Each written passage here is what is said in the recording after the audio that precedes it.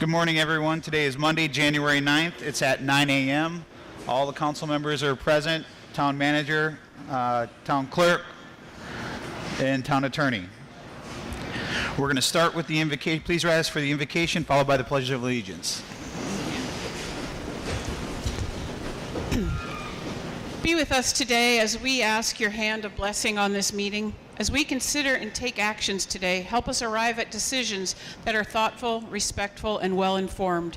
Thank you for the solemn honor of serving the public in our roles, and continue to bless all those fortunate enough to live here, work here, or visit here. Amen. Amen. I pledge allegiance to the flag of the United States of America, and to the republic for which it stands, one nation, under God, indivisible, with liberty and justice for all.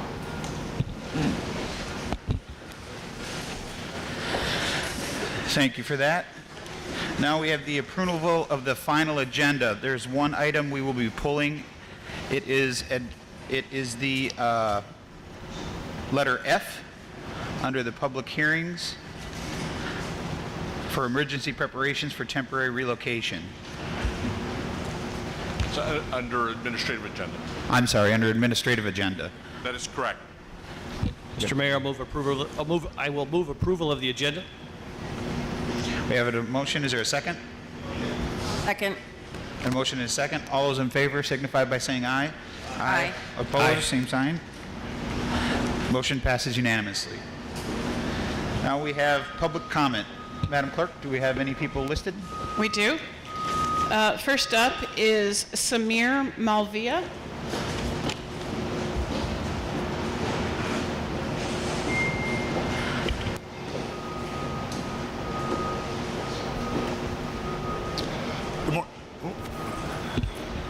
Good morning. First of all, I'd like to thank Councilman Adderholt and Councilwoman Woodson for inviting us to speak here today. I'd like to introduce myself. My name is Samir Malvia. I'm the VP of Procurement for Homebound. Homebound is a technology-enabled home builder specializing in helping communities rebuild after natural disasters. Okay. Usually I don't have problems projecting my voice. First of all, I'd like to say how sorry we are for what everybody's going through. We've been on the ground for 5 previous natural disasters between wildfires and hurricanes across the country and understand firsthand the challenges you guys are facing. I'd like to commend the community for their perseverance and positive attitude. I made my first visit here shortly after the hurricane and continue to be amazed at the progress you guys have made. On a personal note, I want to thank the community for the hospitality on my visits here, and since I relocated a week ago, I've had the opportunity to enjoy most of the menu at Wahoo Willie's and visit the beach bar. Homebound was born out of the necessity in 2017 when our founder lost his home in the Tubbs fire in Northern California. After being highly frustrated by many of the things you guys are experiencing today, supply and demand imbalances, lack of cohesive process, the need to talk to dozens of people, and general lack of visibility into the end-to-end process. To solve this problem, Homebound has brought everything you need to get citizens back to their homes under one roof, starting with an insurance consultation, budget creation, pre-construction, architecture design, general contracting, and after move-in warranty. This is all powered by our proprietary project management software and homeowner portal. So we started visiting Fort Myers Beach about a month ago. We're developing a new set of architectural plans specifically for this community to make sure we meet the design aesthetic and the local code. We're developing 4 to 5 plans ranging in square footage from 1,000 to 2,000 square foot, and have shared renderings and initial floor plans with several property owners in town. In closing, we've served several communities impacted by the Tubbs, Woolsey, and Marshall fires, as well as folks in the Bahamas who were impacted by Hurricane Dorian. We're happy to help in any way we can and want to be a resource for the community. If you'd like to learn more about Homebound, we'll hang out in the back after the meeting is over, or you can visit us at our website, www.homebound.com/Hurricane Ian. Thank you very much. Thank you, Samir. Next up, I have Cynthia Shinosky.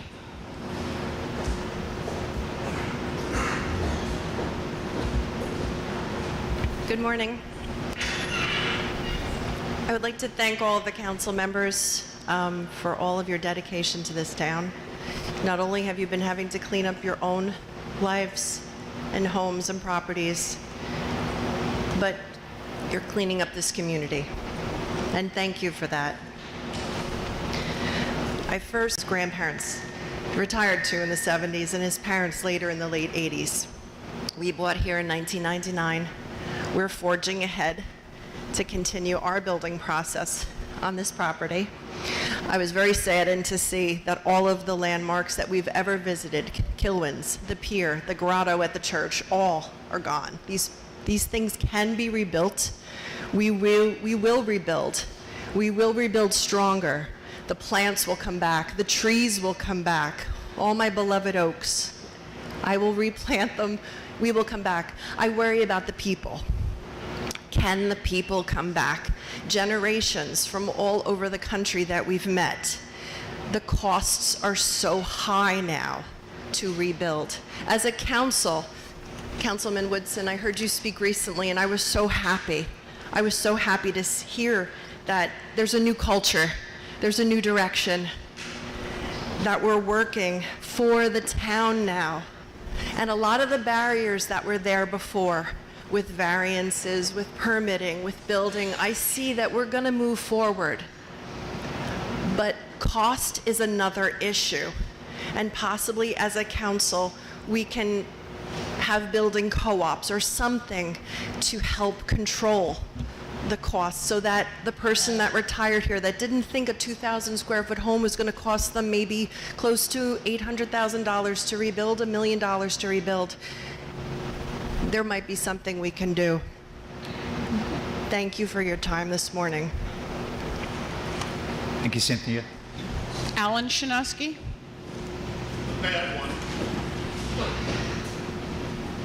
Alan Shinosky, 177 Hercules, and a third-generation resident of the island. I'd like to thank all of you for your hard work during the past months. I am here to touch on the topic of actually rebuilding the homes devastated by the storm. There has been mention and concern expressed with regard to attempting to keep the vibe or charm the town had prior to September 28th. My family settled on this island long before it had a vibe, but we remained because of this vibe or small beach town charm and cottage feel.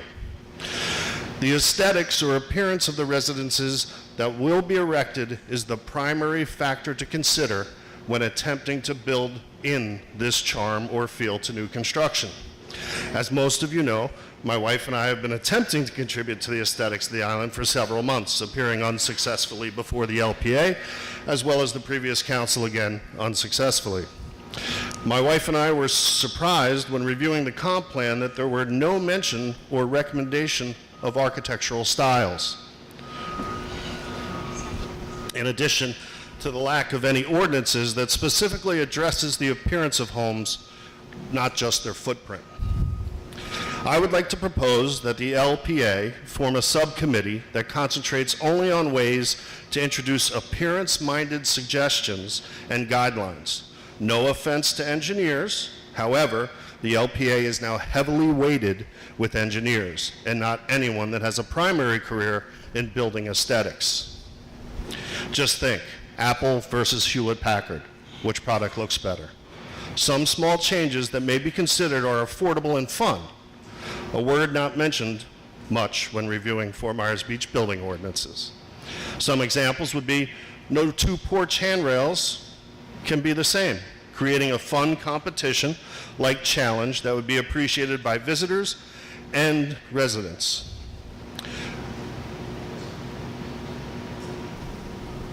A strong suggestion for utilizing metal roofs, and if this one doesn't exist, no flat roofs on residential structures. In addition to the appearance of these future homes, the cost to rebuild them needs to be looked at. None of the middle-class homeowners that desire and need to rebuild will be able to afford the costs of new construction on the island.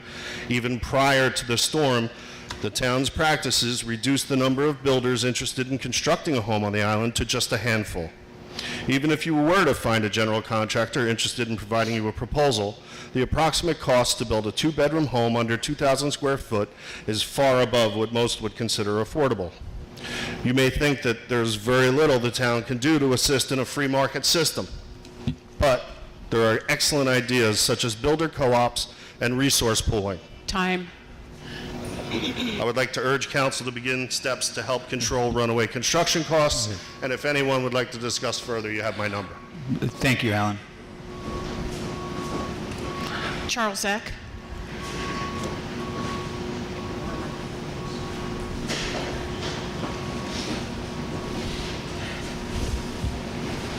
Good to see you again, Charlie. Good to be here. Mr. Mayor, Mr. Vice Mayor, members of council, my name is Charlie Eck. I live at 4183 Bay Beach Lane, Fort Myers Beach. That's my residence. I want to compliment, sorry. Thanks, Chuck. This is a good news discussion, all right? I want to compliment council, mayor, vice mayor for getting the information out. We have paid attention, okay? I represent Estero Bay Improvement Association.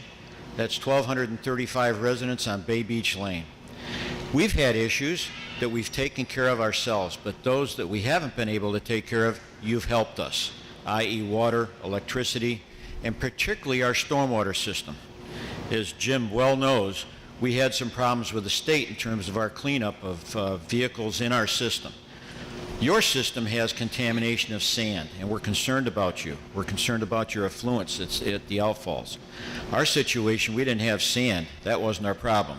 We had everything from housing materials to cars, and the state was giving us a bad time. Unfortunately, Guthrie's assistance here was a big help to us. Bay Beach is alive and well. We didn't have one building compromised. We have several that are still not livable because certain conditions don't exist. I'll comment on mine. We are 60% occupied as I stand here today.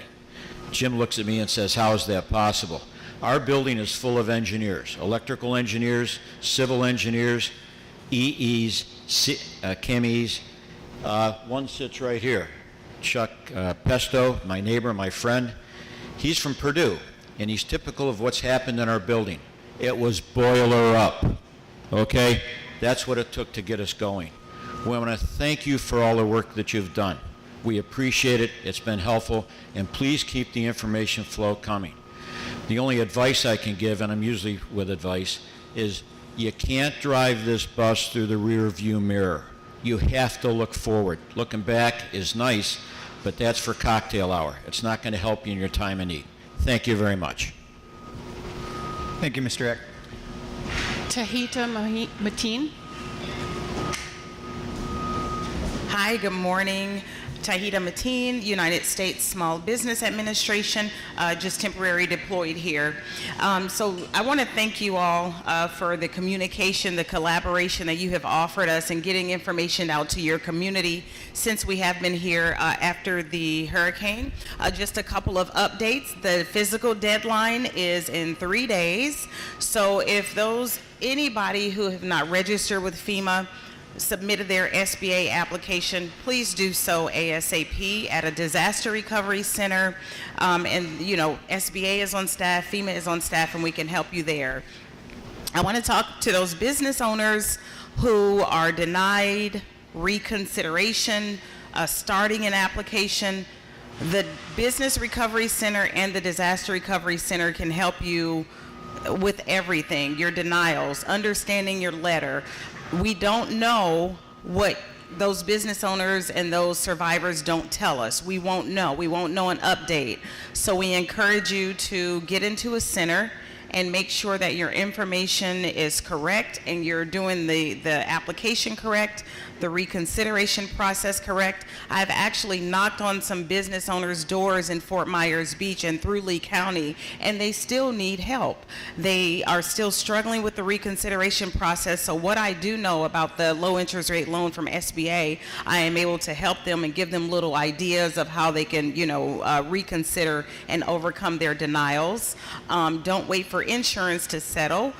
Get into the queue. Since the physical deadline is coming up, we advise everyone to get into the process. Don't wait for your insurance to settle because you may need the loan to fill in the gap. We've approved over $1.4 billion in Florida. Lee County is responsible for about $740 million of that. If you need, those survivors need to find out where the closest disaster recovery center is. The FEMA.gov website with the DRC locator is how you can find that. I know I'm going pretty fast, but I want to make sure I get it all in my minutes. Business owners, they have 2 deadlines, one for physical damages, which is coming up on the 12th, and the other one for working capital is June 29th, 2023. A lot of times businesses don't feel the financial hit until about 6 months after a disaster. I believe that is it for me, but you have my information. If you have any questions, I would continue to update you all on the latest and anything that we have. Did you have something? Mr. Mayor, if I could proceed out of order just for a second. You say the deadline is the 12th, the physical deadline. There is a tent at the Beach Baptist Church, which has SBA and FEMA folks there to help people. Is that tent going to remain open? That tent is going to remain open until we get word that we need to close it. But as far as the deadline, yes, people need to get in there and start the process. So I would just from my own personal experience, having just stumbled across that tent myself, there are folks there. Again, this is Wednesday at midnight is the deadline to make application for homeowners. Right. Go over to the Beach Baptist tent. There are folks there. If you don't have a computer, you don't have something to scan your documents, if you have your insurance denial letter where they've denied you, give that to them. They'll scan it in. They'll help you fill out the application. I know there's a lot of frustration with FEMA and SBA, but at the same time, get your application in and do it at the tent because they'll really help you, walk you through it. There are people there. They've got scanners. Bring your information. They'll walk you through it because there are not a lot sometimes, but there are dollars available for folks, and Wednesday is that deadline. So thank you. Yeah, and absolutely. Just to piggyback off what you said, you do not have to set an appointment to go into the center. Go in there. I was in there the other day, and people are waiting for people to come in and talk to them about their denials, paperwork, reconsideration. A lot of the language is governmental language, and sometimes I don't even understand it, so you're right. Go in there and, make sure you get the help that you need while we are physically on the ground and the centers are open. Yeah. Oh, great. Thank you so much. Thank you for the reminder. No problem. Have a good day. Sharon Faircloth. Good morning. My name is Sharon Faircloth. I'm the owner of Holiday Water Sports Fort Myers Beach. We're located at the Pink Shell Beach Resort, the Best Western Beach Resort, and Diamond Head Beach Resort. We're the water sports and beach chair concession there, and we've been on Fort Myers Beach in this business for 32 years. That's been quite a stretch. We'd like to continue our business on Fort Myers Beach. Obviously, we have high hopes for our future. And one thing that I'm here today to request is that the town go ahead and issue our licenses for the personal watercraft, parasailing, and beach chairs. Although we're not quite ready to open yet, when we are ready, which I expect will be in the next couple months, I want to be in full compliance with the town and have my license. Part of being in full compliance is the site plan that we have filed with the town of Fort Myers Beach. We have to have a site plan on file. But unfortunately, many of the sites have changed quite a bit since the hurricane. So I'm asking for the council to give direction to staff to please go ahead and issue the licenses based on the information we submitted in September, with the caveat that perhaps we could sign an affidavit or something saying that once we get open, we will give you an updated site plan. Some of the site plans are based on the dunes that were once there and they're no longer there, but I know there's new dunes coming. So we're just asking for a little flexibility this year so we can go ahead and get back in business and be in compliant with the town and have our licenses. And the second thing I was going to ask is to please give direction to the staff that perhaps we could get our licenses issued, and then once we start business, we could go ahead and have the fees prorated. So we're not paying for the whole year, we're just paying for the time that we start. One reason it's important to get our licenses is because of the way the ordinance is written. We need to have our licenses issued, but also SBA loans and other financial institutions are asking for proof from us that we're still going to be in business. So it's a very important part of our business that we have our licenses issued. So I want to thank all of you for all your very hard work and appreciate you helping us get back to business. Our staff is really, really anxious to get back out there. We're just not quite ready yet. But when we are, we want to get going. So thank you very much. I appreciate your time. Thanks, Sharon. Thank you.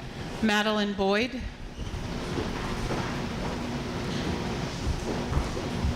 My name is Madeline Boyd, and my brother and I each own a home on St. Peter's Drive, and we both own the beach bar. I want to thank everybody for all that's been done for 7 weeks, then I was back up north for a few weeks, and now we're back. I wrote a few things on my thing, but I have a few more things. So you cut me off or you cut me off. Slide over to Oh, there. okay. That's much better. Thank Good. you. As far as the beach and street enforcement, you know, I've been riding my bike to our little pop-up beach bar past 2 days, and I can barely get there on a bike. There's so much sand, big sand piles on the sidewalks and debris on the sidewalks. It would be great if some of the town that's driving down residential streets to check on permits could be checking on these people who have debris in the sidewalks, because you can barely go out in the road. The other thing is, you know, the I Street beach access has very different sand than we had to put down at the beach bar. You know, we had a huge 5-foot hole. We would have liked to have put the cheaper sand in the bottom and the $850 per truckload sand on the top. But we did the whole thing in the gorgeous sand. But yet the I Street beach access has the cheaper dark sand that's all going to come in our sand anyway. So everyone should have to do the same sand, in my mind. I'm so happy you're working on a post office. It would be so great to mail a letter on the beach. That would be great. You know, street lights. I don't know what the timeline is on that, but that would be so great too. And the other thing is, internet. I mean, Infinity and Comcast, they put a line behind our house months ago. When are we going to get internet? It's just very difficult to do anything with your insurance companies, anything without internet. Yeah, you go to a place, you find a hotspot, but it's very difficult. But otherwise, the place is looking a lot better since I was away. Keep it up. Thank you. Thank you, Madeline. That's all I have signed up. Is there anyone else that wishes to speak for public comment? Yeah, Tim?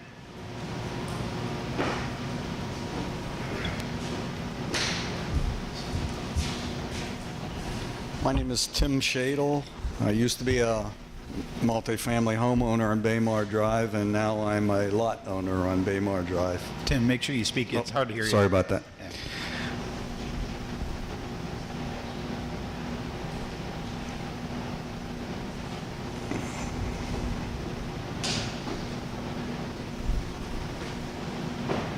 Okay, good morning, council, secretary, town manager, town attorney, and town staff.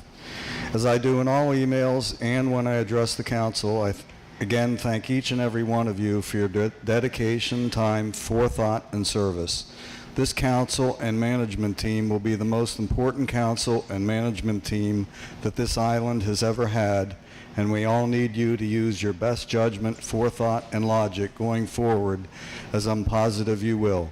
There are many issues facing our town, and the quality of life for all its residents and visitors lay in the balance. The following are my thoughts and suggestions. To resolve the traffic problem in the future, parking and traffic flow must be addressed. A parking garage both on and off island should be considered, and Matanzas Pass Bridge must be widened to solve the traffic problem. Obviously, the county and state need to be included and involved to resolve both. Consider different traffic patterns during peak travel times over the bridge until construction of a new, wider bridge can be constructed. Consider making North 5th Street and South 5th Street one way. South, you can't turn right when you come over the bridge. Make that 2 lanes, and both lanes must turn right onto Estero. Then the south side, 2 lanes off the island onto Matanzas Pass Bridge. Crescent Street would be one way up the South 5th, then 2-way from there on. When traveling north on Estero, all traffic must turn right onto Crescent Street, and Estero will be one way onto the island from the base of Matanzas Pass Bridge to Crescent Street. To address the old, quaint architectural look that so many wish to keep, consider creating an architectural review board. Take a look at Ocean Grove, New Jersey. They did it in that town, and it's today has the old, quaint look that they wished to preserve. I know this won't be popular with many people, me included, but I think it's logical and for the best outcome if or when we get hit again with another major hurricane. Do not allow new elevated homes or homes that were elevated with ground floor damage to enclose the lower level. No exterior or interior walls. The only thing on the ground level would be steps, elevator shafts, dumbwaiter shafts, and vehicles. If closets for storage are to be allowed, they must be built to withstand 175 or 170 mile an hour winds, just like hurricane windows and doors, and must not collapse during a flood. Doing this will allow for a beautiful view of the Gulf when driving on Estera Boulevard. Time. Finish up for us, Tim. Could I just finish one paragraph very short? Something I don't agree with is the changing setbacks for larger lots. I do feel that small lots should be given a bit less setbacks, say under 50 feet, but larger lots should not be penalized by reducing setbacks.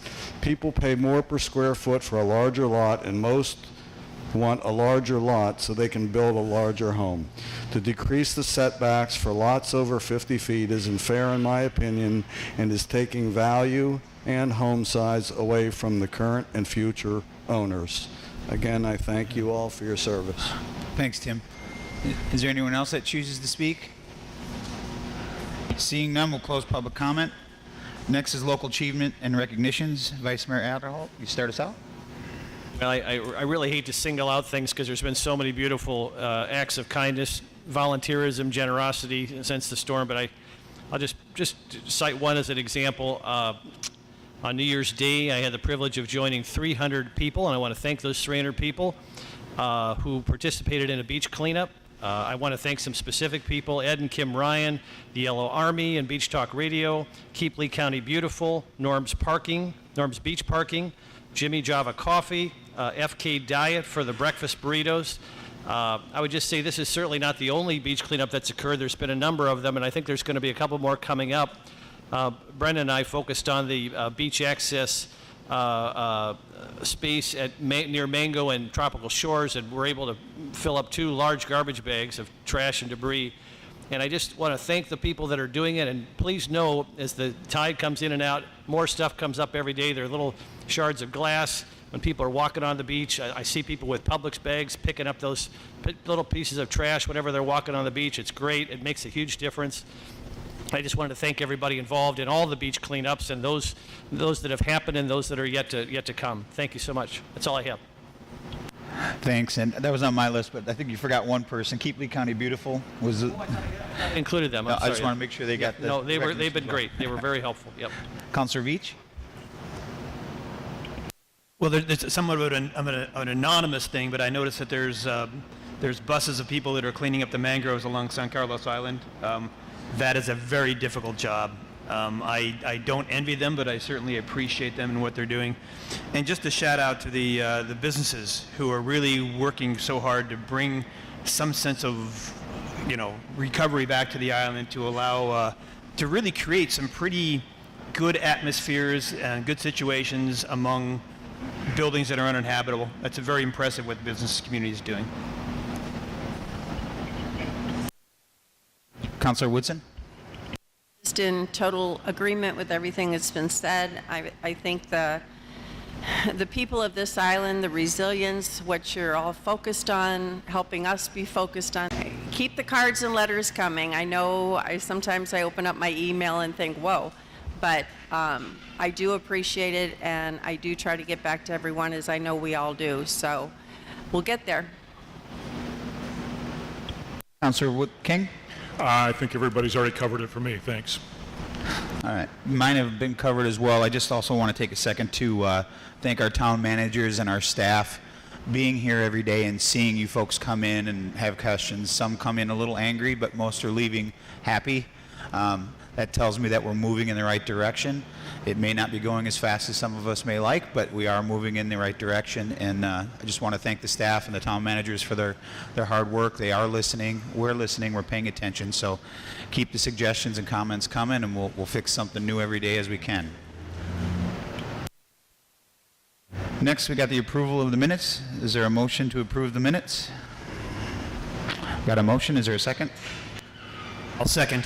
Got a motion and a second. All those in favor signify by saying aye. Aye. Aye. Opposed? Hearing none. Motion carries unanimously. Next, we got a presentation from Florida Power and Light. Charlotte Miller, I believe she's here. Hey, Charlotte. Good morning, everyone. I'm Charlotte Miller with FPL External Affairs. With me today is Eric Culling with our Lighting Services Group. He is handing out the presentation that going over. He's the expert, so I will hand it over to him.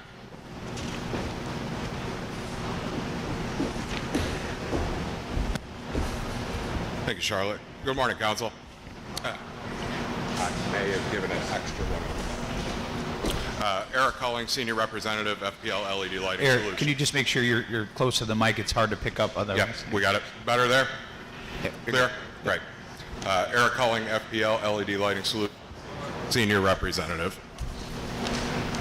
The presentation today is in response to requests made by Council for various full maintenance FPL LED lighting amber fixtures along Estero Boulevard, as well as the side streets, and additional new construction opportunity along Old San Carlos Boulevard. I'll kind of read through here on each page, lack of a projector here, so we'll work through this. Broke this down into 4 kind of specific requests that the town has made. First one being Estero Boulevard and conversion of the existing full maintenance FPL high pressure sodium fixtures that were in place prior to Hurricane Ian. Second bullet point here will be Estero Boulevard, as the town is looking to meet certain lighting criteria that they've established, which would in turn require additional amber LED turtle-friendly fixtures to be installed along Estero Boulevard. Third point that we'll cover is going to be the side streets, which were converted to a 3,000 Kelvin LED fixture in late 2019. The request has been made to review what it would take in order to change those to amber turtle friendly fixtures. And fourth would be a project of installing new FPL full maintenance lighting along Old San Carlos Boulevard.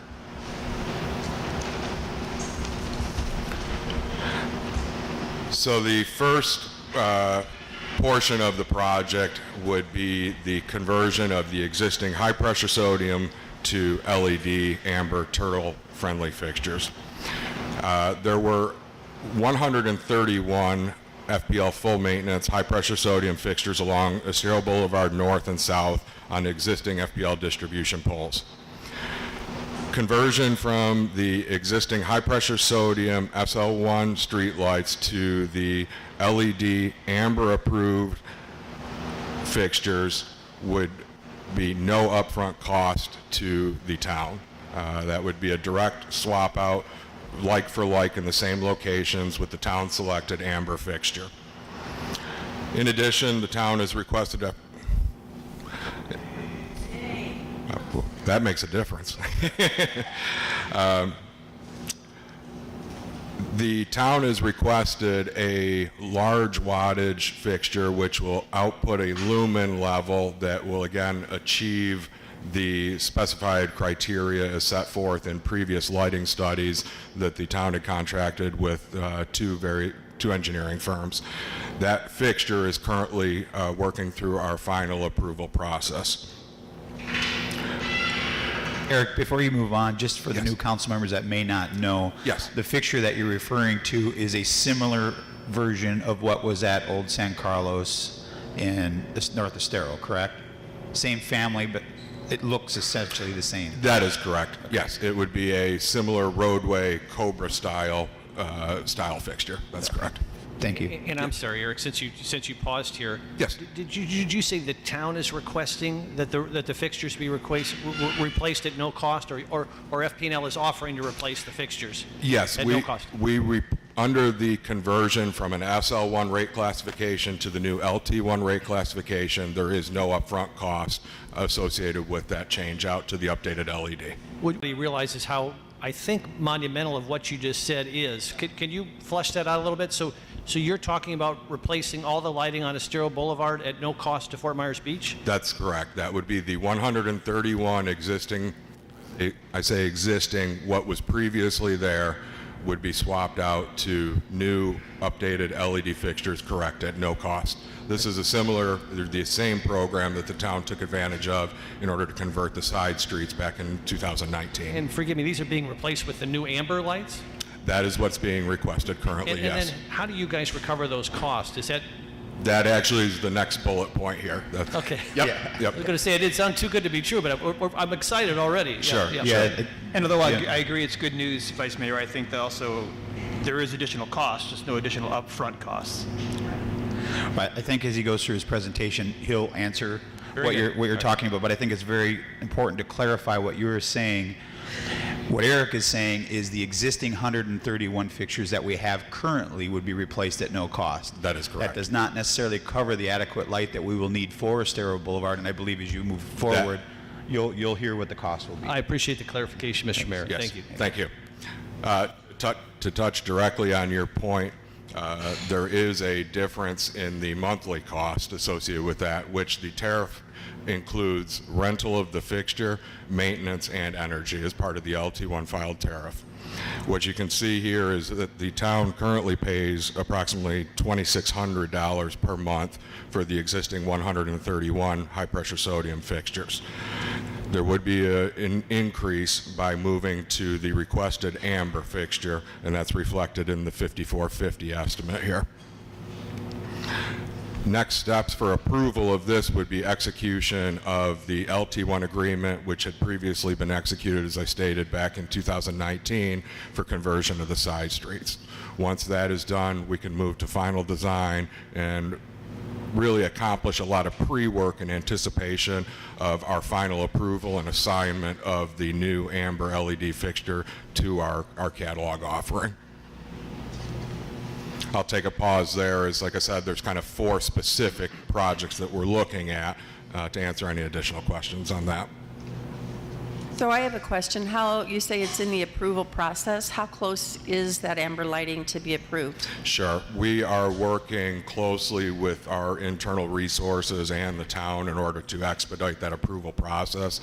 We're currently targeting right around March 1st for final approval and assignment to the catalog, at which point in time we could probably go ahead and order from our manufacturers. We'd like to target a date currently based on our estimates that I provided of a completed project by about June 1st for this portion of it. So just to further clarification, this is to make sure the new fixture is acceptable under your tariff? Is that the approval process we're talking about? That is correct, yes. And thank you. And again, the goal for this particular phase would be have it be installed and operational by June 1st? That is correct. Okay. Thank you. You're welcome. Any other questions for Eric on this portion of the, or phase, if we'll call it? Thanks, Eric. Okay. So phase 2 is the town over the past couple of years has worked with, I said, various engineering firms and has looked to increase lighting levels along Estero Boulevard. I believe that the town contracted through an MPO study as well as another vendor that provided lighting analysis levels along Estero Boulevard. One of these studies was actually based on a 4,000 Kelvin, 1,500 lumen fixture. That is not a FWC approved amber turtle friendly fixture. The current fixture going through the approval process is a 12,900 lumen fixture at 430 watts. The MPO study stated that criteria with 118 watt, 4,000 Kelvin fixtures, average spacing was going to be about 120 feet. A secondary study completed for the town estimated that roughly 380 fixtures would be needed along Estero Boulevard. Based on their totals provided and reviewed, the total fixture count was based on conversion of the 131 fixtures that we had just discussed, as well as adding lighting on the existing distribution poles and an additional 78 new distribution poles needed in order to support the luminaires to meet that recommended 380 fixtures, which would achieve the lighting levels established by the study criteria and council.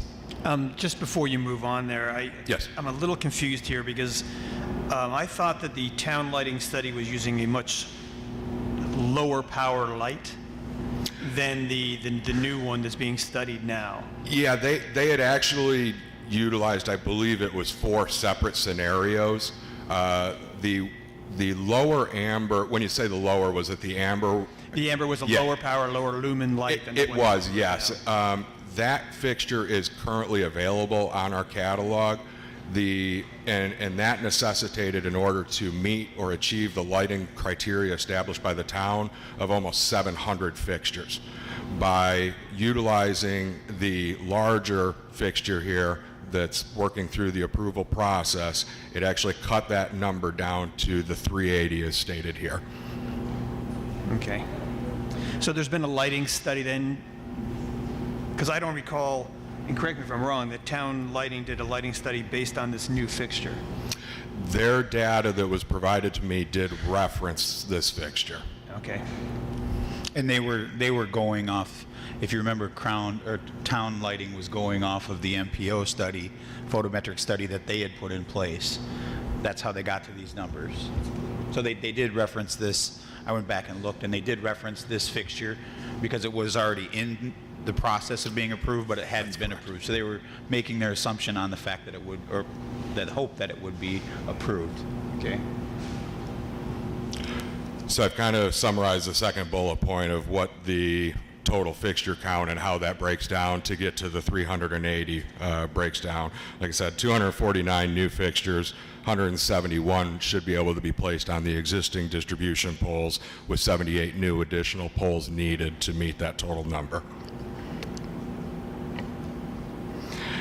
In order to install those new poles, our tariff does have a provision. Inline distribution poles would be added with an upfront cost as calculated as contribution and aid to construction, or CIAC. The CIAC estimate for each additional inline distribution pole is $20,000. With the requirement of 78 additional poles in order to get to the 380 total fixtures, the budget figure we're looking at currently is roughly $5.6 million. Final.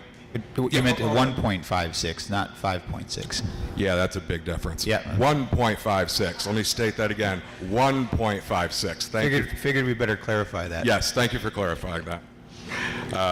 Last bullet point here. Again, with regards to the monthly cost, which again would encompass the fixture rental, maintenance, and energy for the 380 new amber LED fixtures, is estimated to be roughly $16,000 a month. I want to circle back on this thing about the number of fixtures, because, and Yes. I understand that the ambers don't throw as far as the wider lights, but it just seems to me that going from a 15,000 lumen fixture to a 13,000 lumen fixture should require 3 times the number of lights. It seems logically to me like that's excessive. You stated a 50,000? Okay, the MPO study, light the MPO, that's a 15,000 lumen fixture, right? Correct. The BLX2 here is a 12.9 or a 13,000 lumen fixture. That's not much of a reduction in lumens. Correct. So I'm wondering how we go from a small reduction in lumens to needing 3 times the number of lights. Well, I think I can help answer that, and I don't want to speak for you, but my guess is what we don't see here is the amount of additional fixtures that were going to be required for that 4,000 Kelvin based on the county's MPO study.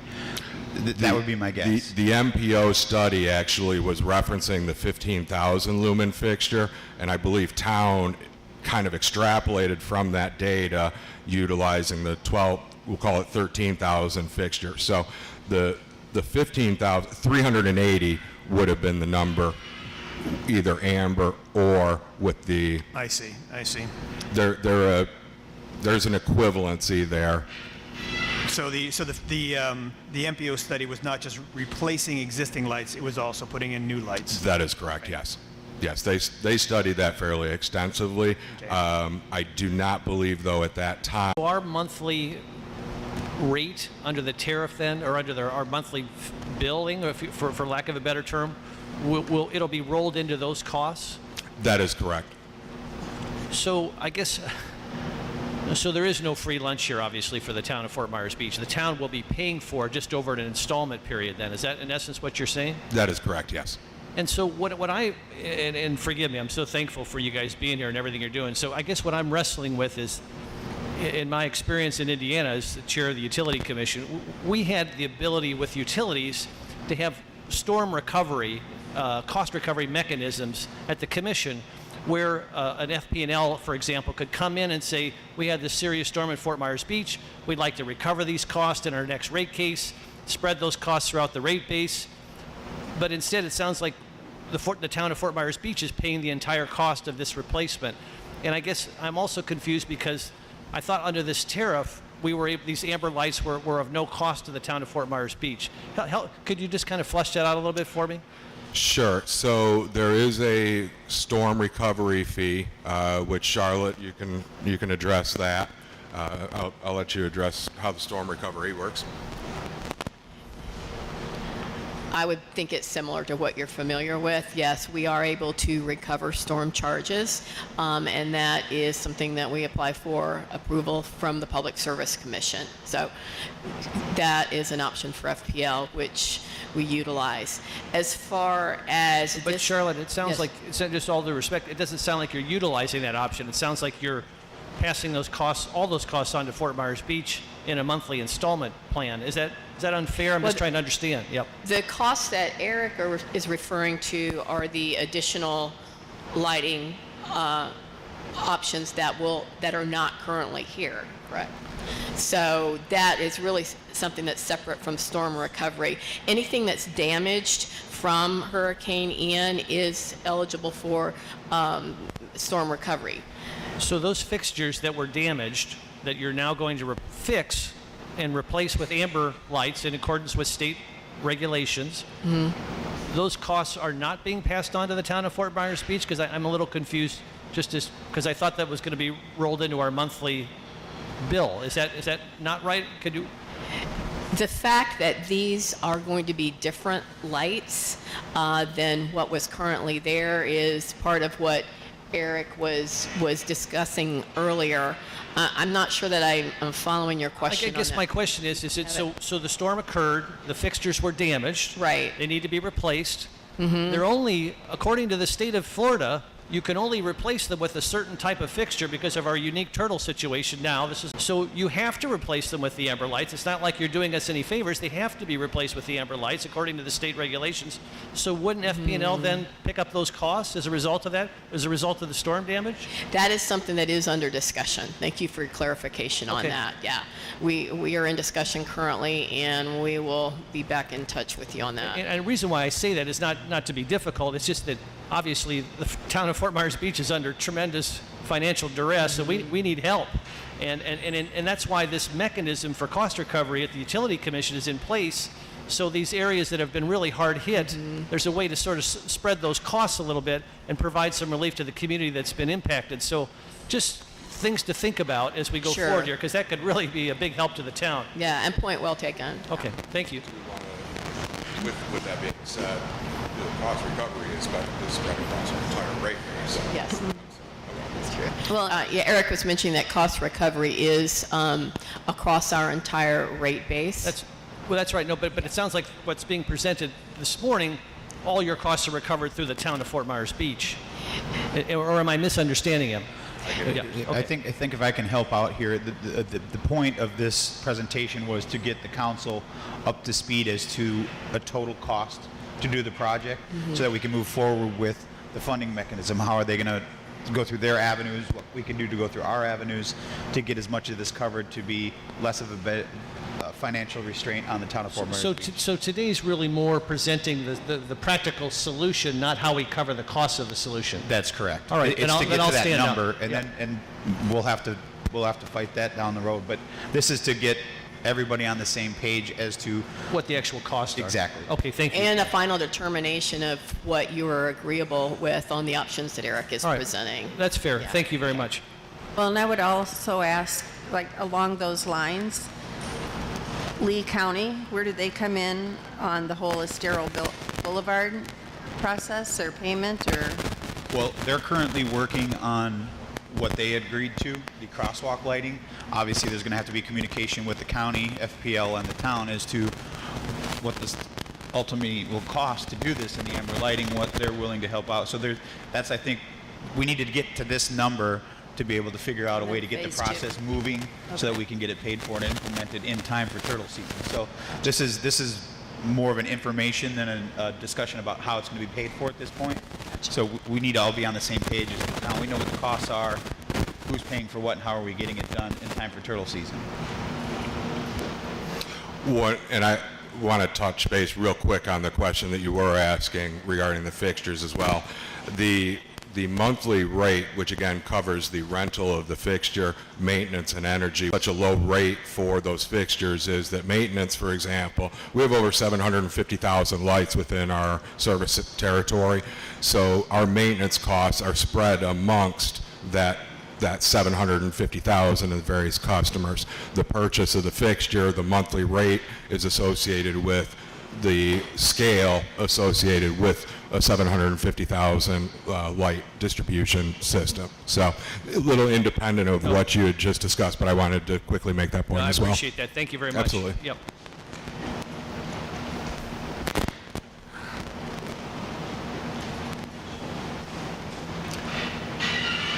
So on the next page here is just some next steps on this.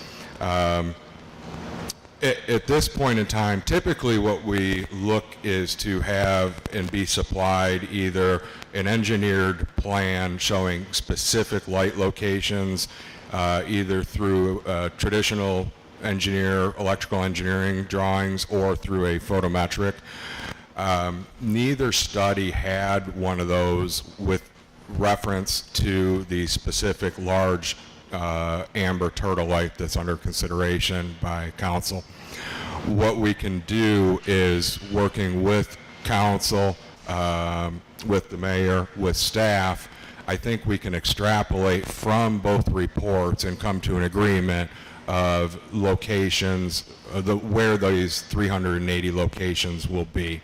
I think that's something we can get to. So agreeing on where these go would kind of be the next step, and then authorizing us to move forward with our initial design calculations in order to provide you with the specific upfront CIAC costs associated with the 78 new poles. The fixtures that would go on the existing distribution poles, independent of the conversion. The conversion will be a one-for-one location swap. We've got again, referencing the studies and the 380, about 171 fixtures are projected to go on existing distribution poles. There's going to be probably a limited upfront CIAC cost associated with that, due to the fact that there is a robust distribution system out there. But as part of the full calculation or initial design sketch, the 78 new plus the 171, we'd come to a final number. So just to reiterate that, so you're saying there's enough information in the reports that have been done, so you don't need a photometric study to place these lights? We would like one. But I think that in lieu of further expenditure by the town for another lighting study, I think that we can mutually agree upon what you currently have and some best practices. Although, just to be clear, this would not be a lighting study, it'd just be a photometric study given a certain fixture, not comparing different fixtures. I'm just kind of wondering when we, that with the amount of money we're talking about, $1.5 million up front and about $90,000 a year for the additional lights, that the cost of a photometric study might be warranted just to make sure that we're not putting excessive lights down. And I think that will be a discussion. We wanted to make sure that when FPL presented today that we presented a whole island solution based on the numbers that we currently know. We're pretty confident on Estero Boulevard what's needed based on the photometric study through the MPO. And I think what Eric's saying, to simplify it if I can, is we can take a very good educated guess as to what we need on the side streets, but to your point, to be specific, it could mean that we need more, it could mean that we need a couple less, but based on the information that we have and the current polls that we have, he feels confident that he could give us this estimate of what we would need. But to your point, to be specific and exactly accurate, yes, we would need to get another photometric study of the side streets. Yeah, because it's not, every light has a different pattern, and amber light throws different than whiter lights. It would still be a type 3 patterns, the same as the 4,000 Kelvin, but you are correct. There are some nuances between the two, and that is a consideration that will need to be made by council. I just have a question on the second bullet, and maybe you'll get to this, but it says Times Square curve to the end of the Lani Kai property. Yes. Is there any way in adding those addition that it can go like all the way to Diamond Head? Because that is, that's like a bare area. I understand getting it to the Lani Kai, but can it be increased? Yeah, so this additional consideration that I put in here was just to reference that our distribution, overhead distribution, starts right at the end of the Lani Kai property, heading south. So actually, so the project that we just discussed does cover that. Then goes south. That's correct. Got it. The overhead distribution system, so we do not and did not have any existing lighting from the end of the property there going back towards Times Square. So any of the discussions that we've had, that's not part of this at this time. And I just wanted to clarify that. So council is aware that used to be or currently is town-owned lighting. Now we have an opportunity, and I'll cover that here momentarily, with the old San Carlos project, but I felt it was appropriate to kind of put that bullet there, that section. I didn't want that to be missed in conversations. And I think that is part of the downtown development district, I think, right? So the lights are buried up until that point. The power lines are buried up until that point. Yeah, and again, like I said, those were town-owned and maintained facilities, and you're correct, that was all undergrounded facilities.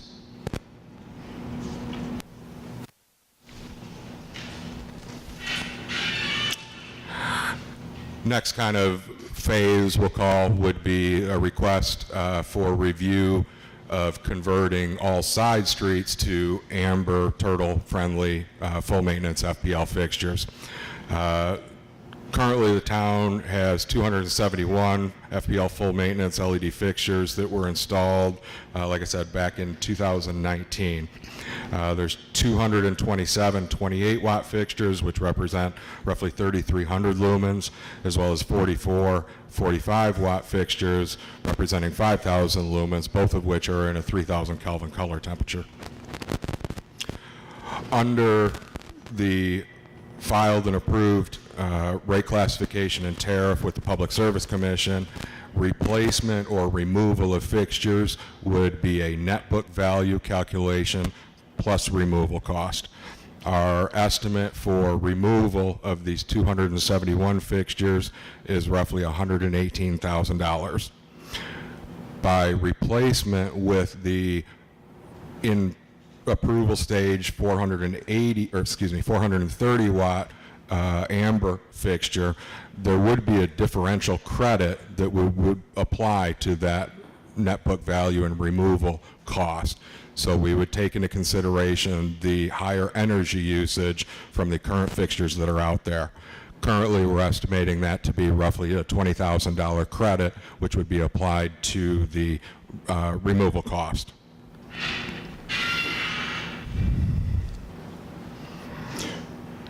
If you move down to the monthly billing estimates, again, the fixture, the amber fixture, is currently in the approval process, and our LT1 tariff has a fixture billing matrix, and it has not been assigned yet a specific tier level, but we're pretty confident, and I'm confident with these budget numbers here as proposed.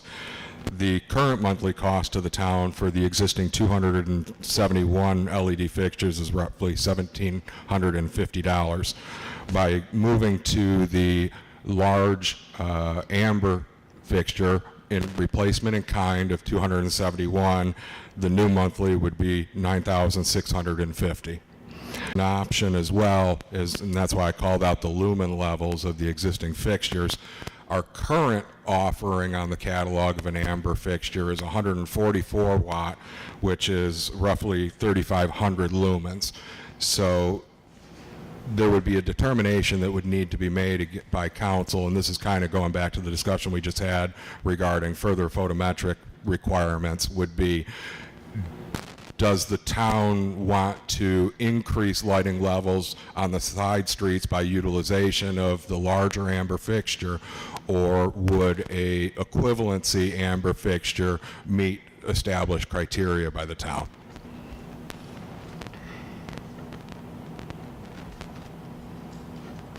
Next steps to move forward with this would be a direction to us as far as what fixture would be selected and specifically what locations, whether it would be a replacement in kind or if additional distribution facilities would need to be utilized.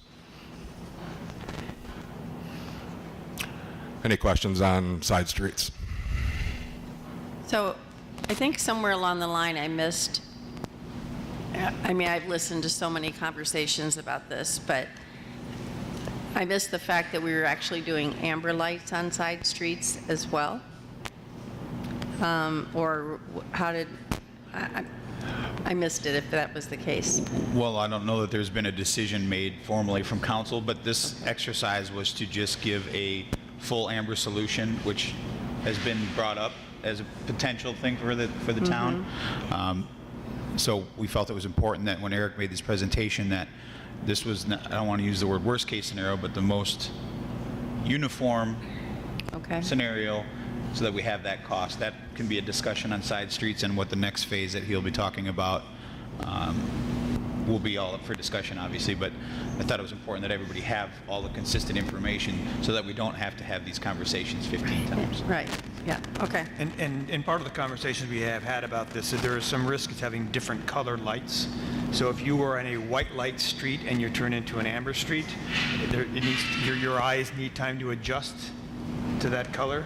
And the other thing, particularly now over the next few years when so much has gone along the beachfront, that many of these lights are visible from the beach. And some of them are already visible down beach accesses. So when you get to this lower level of lumen, for example, is it still the same color? It's just not as bright? That is correct, yes. It would be a 590 nanometer FWC approved amber And fixture. a $5,500 a month savings? That's correct.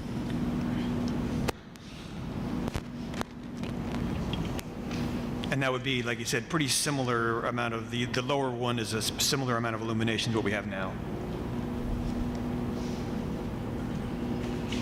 All right. The final kind of phase that was requested was to review Old San Carlos Boulevard. Currently, the town had, again, owned and maintained fixtures and poles with underground on that street. The request was made to look at what it would take in order to install an FPL fully maintained amber solution.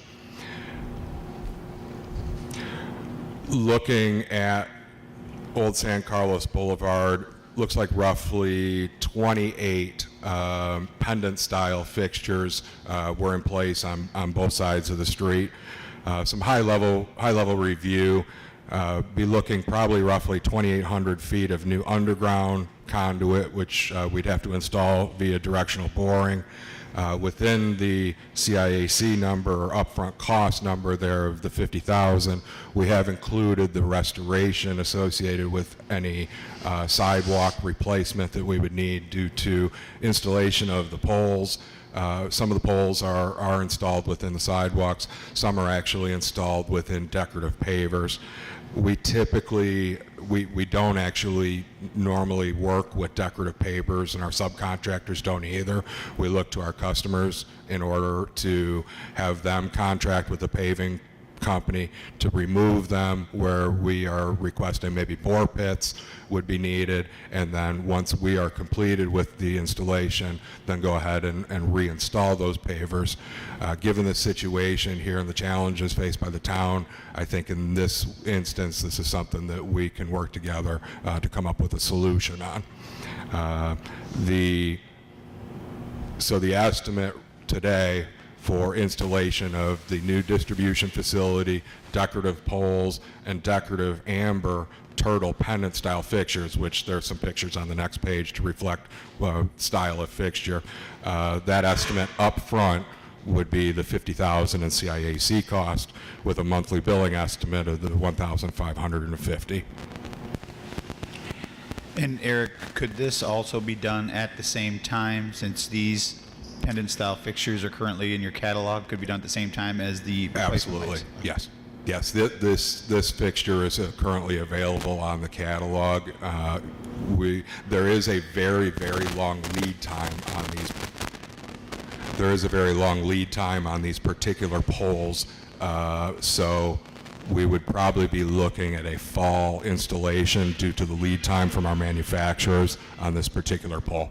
We're losing it again? Sure. Sorry.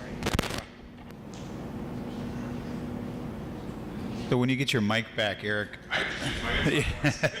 if you could, the bullet points that you don't have here, I think that are going to be the next questions you get, would be what is going to be the total upfront cost for this island-wide amber solution.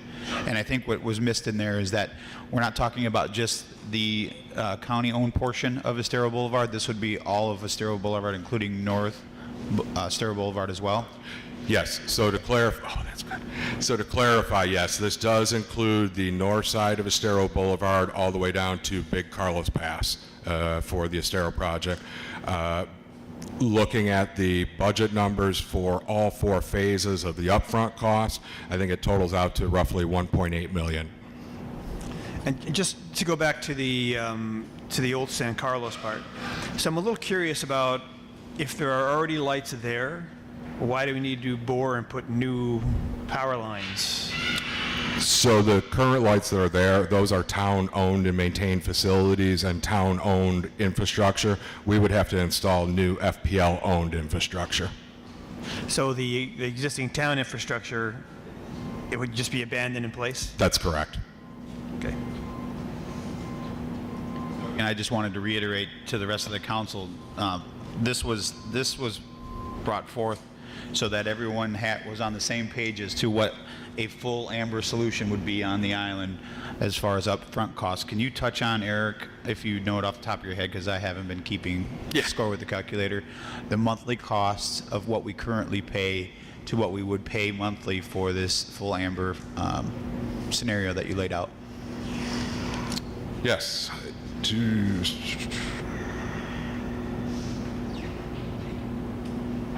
So 26.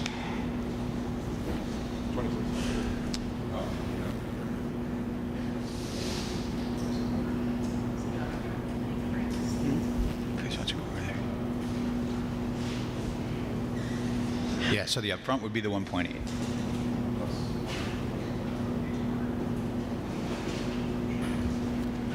So currently you're looking roughly about 4,500. That's the current cost inclusive of side streets and Estero Boulevard. Mm-hmm.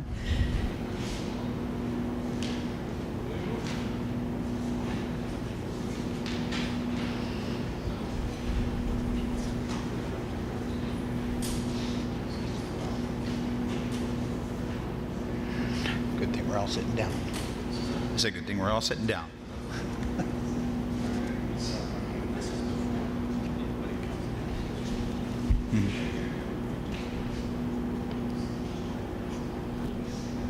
Utilizing the decorative lights along Old San Carlos Boulevard, as well as standardizing to the high lumen amber approved turtle light throughout the entire town. About 32,500 per month. So again, just to recap, these numbers are the full island amber light, including the costs of the overage of the monthly of about 28,000. This is before any assistance from any of our partners, including FPL, in covering these costs. This is just if today someone was going to write a check, it would be $1.8 million, and it would be an additional $28,000 per month to the town for energy costs. Correct? Yeah, the monthly billing would be inclusive of the rental of the fixtures, energy, and maintenance. And in this instance with Old San Carlos, there would be a rental of that pole, and we'd be maintaining that pole and infrastructure as well. Okay. I just wanted to make sure that we reiterated that this Absolutely. was a worst case scenario. I believe the town manager, Holly, has a question or comment. So I feel somewhat responsible for this conversation because I've been pushing hard to get a solution. And I think because we've had conversations with DEM about funding for this project, that we were trying to come up with a number that we could ask for from our partners. So what appears to me, just from listening, and it's complicated, is that going from $5,000 a month to 30-something thousand a month we can't afford it. And what I'm hearing, the reason is that we rent the fixtures or something to that effect. And I didn't think we wanted to rent. I think we wanted to install lighting that was paid for out of a disaster fund or by DEM. And our power bill should go down because these are more efficient fixtures. And that's where I was headed. And I need a number. I don't want to rent them. I was going to get somebody to pay for them. So I was hoping this was all going to be great news. I'm a bit depressed myself. I'm sorry. Amber light is much more, it requires more energy than a total. So they're not as efficient cost-wise, but they are what are required. So this exercise again was, I think, to get the worst case scenario. I kind of figured you weren't going to be very happy about this presentation, but these are the discussions where we have to start now. I think the question too that you asked is also a tariff question. The LT1 tariff or our street lighting tariff approved by the Florida Public Service Commission does not have a provision for a what I'll call design build program. We do not. We had what was called a PL1 rate classification, which has been closed, which allowed for the type of scenario that I think you had just referenced, and that rate was closed as it was not actually well open, utilized by very many customers throughout its time of being open. So that also. How do you open it back up? This is a unique situation we've got here. Yeah. And I understand Keith and I have dealt with lighting all over the city of Pensacola and gone through these before. In most towns, the the renting of it is a more viable option than paying for it up front for towns. But in this situation, where we have state partners that seem willing to help us put proper lighting in place, we need to reopen that one and give our partners a number that references, in my opinion, that gives us the lights we need without having to pay tariffs over time. Again, going from $5,000 a month to $30,000 a month is not a good thing.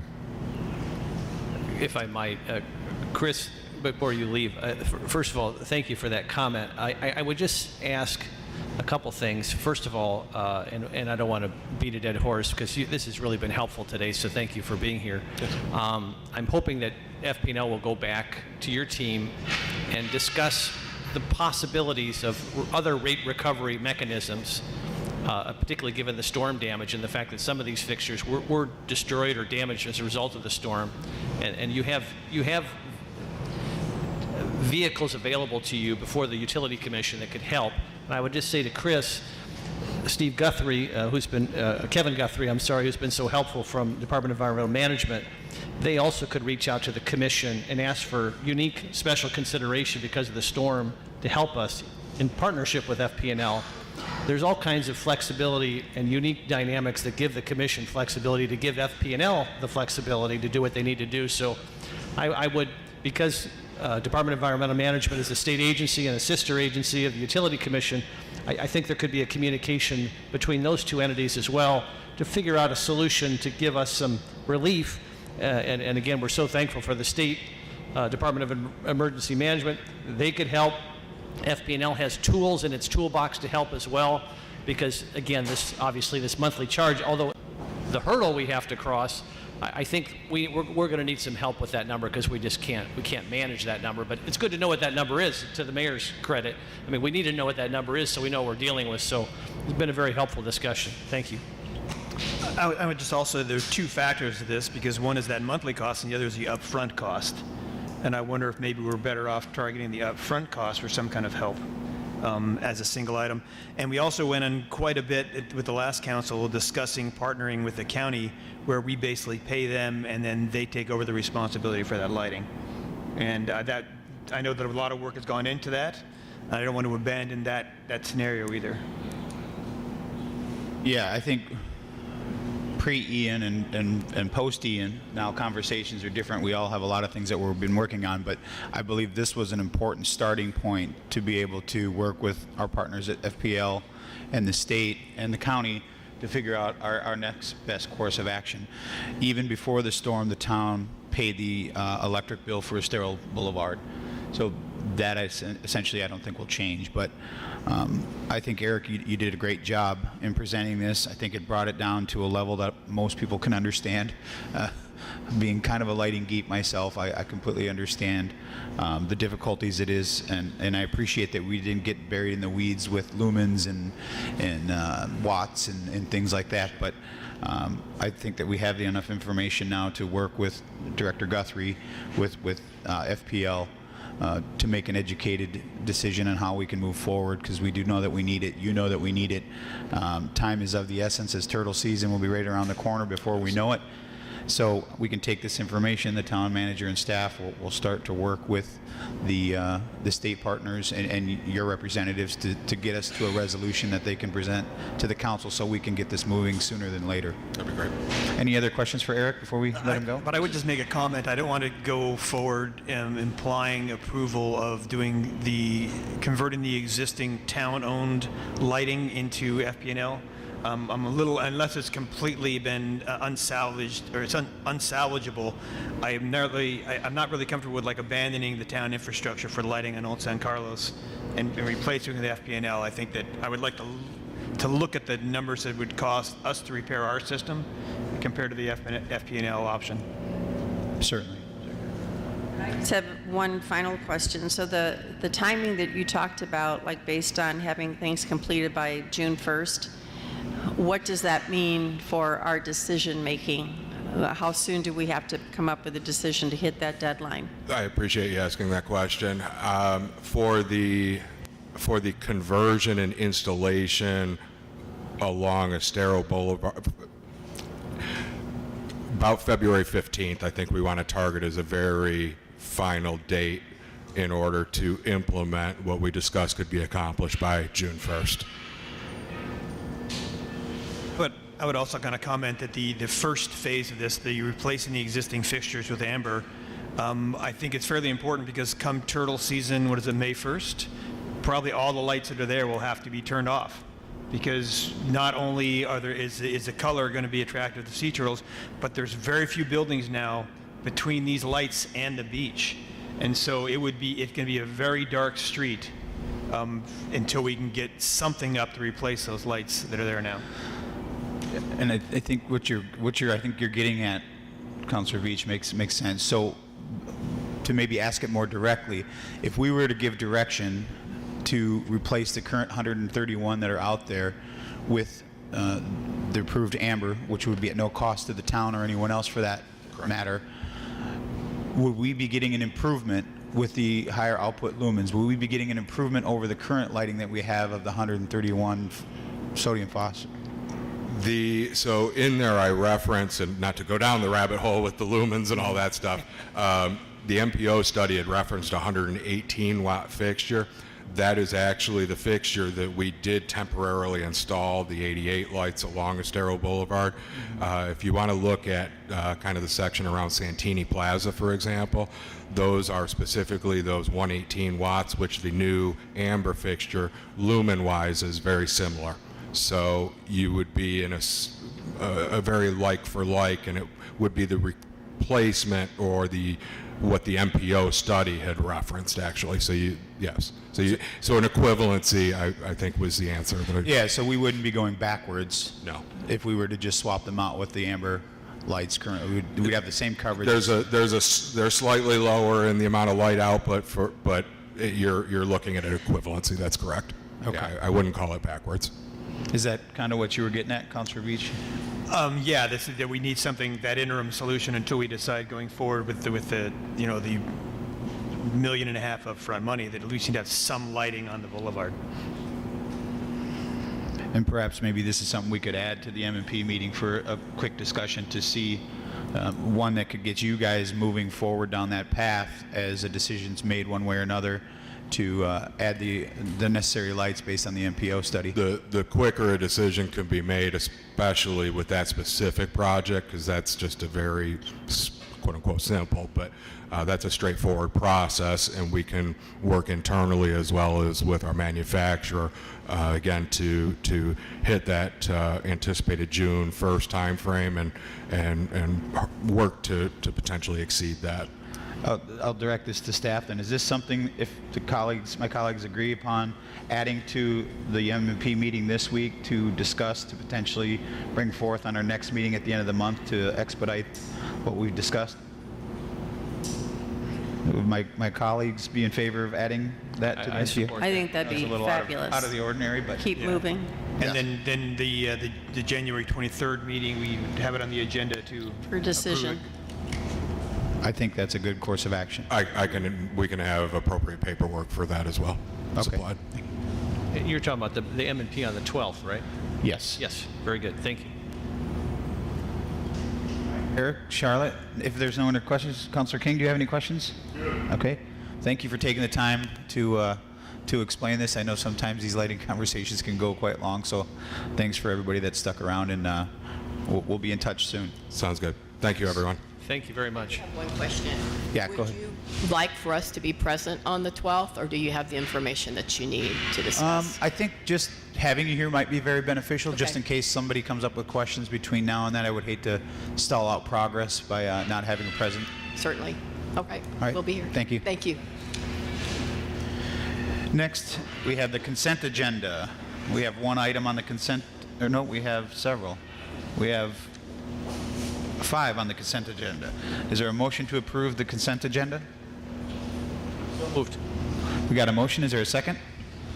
I'll second. Got a motion and a second. All those in favor signify by saying aye. Aye. All those opposed? Hearing none, consent agenda passes unanimously. Next, we have a public hearing. It is ordinance 23-01, a sign ordinance. Mr. Town Attorney, would you please read that ordinance for us?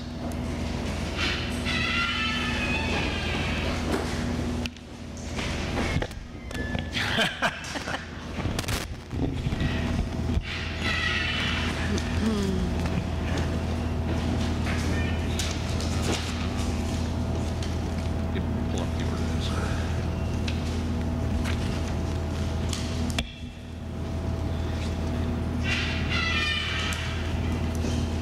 We need some WD-40.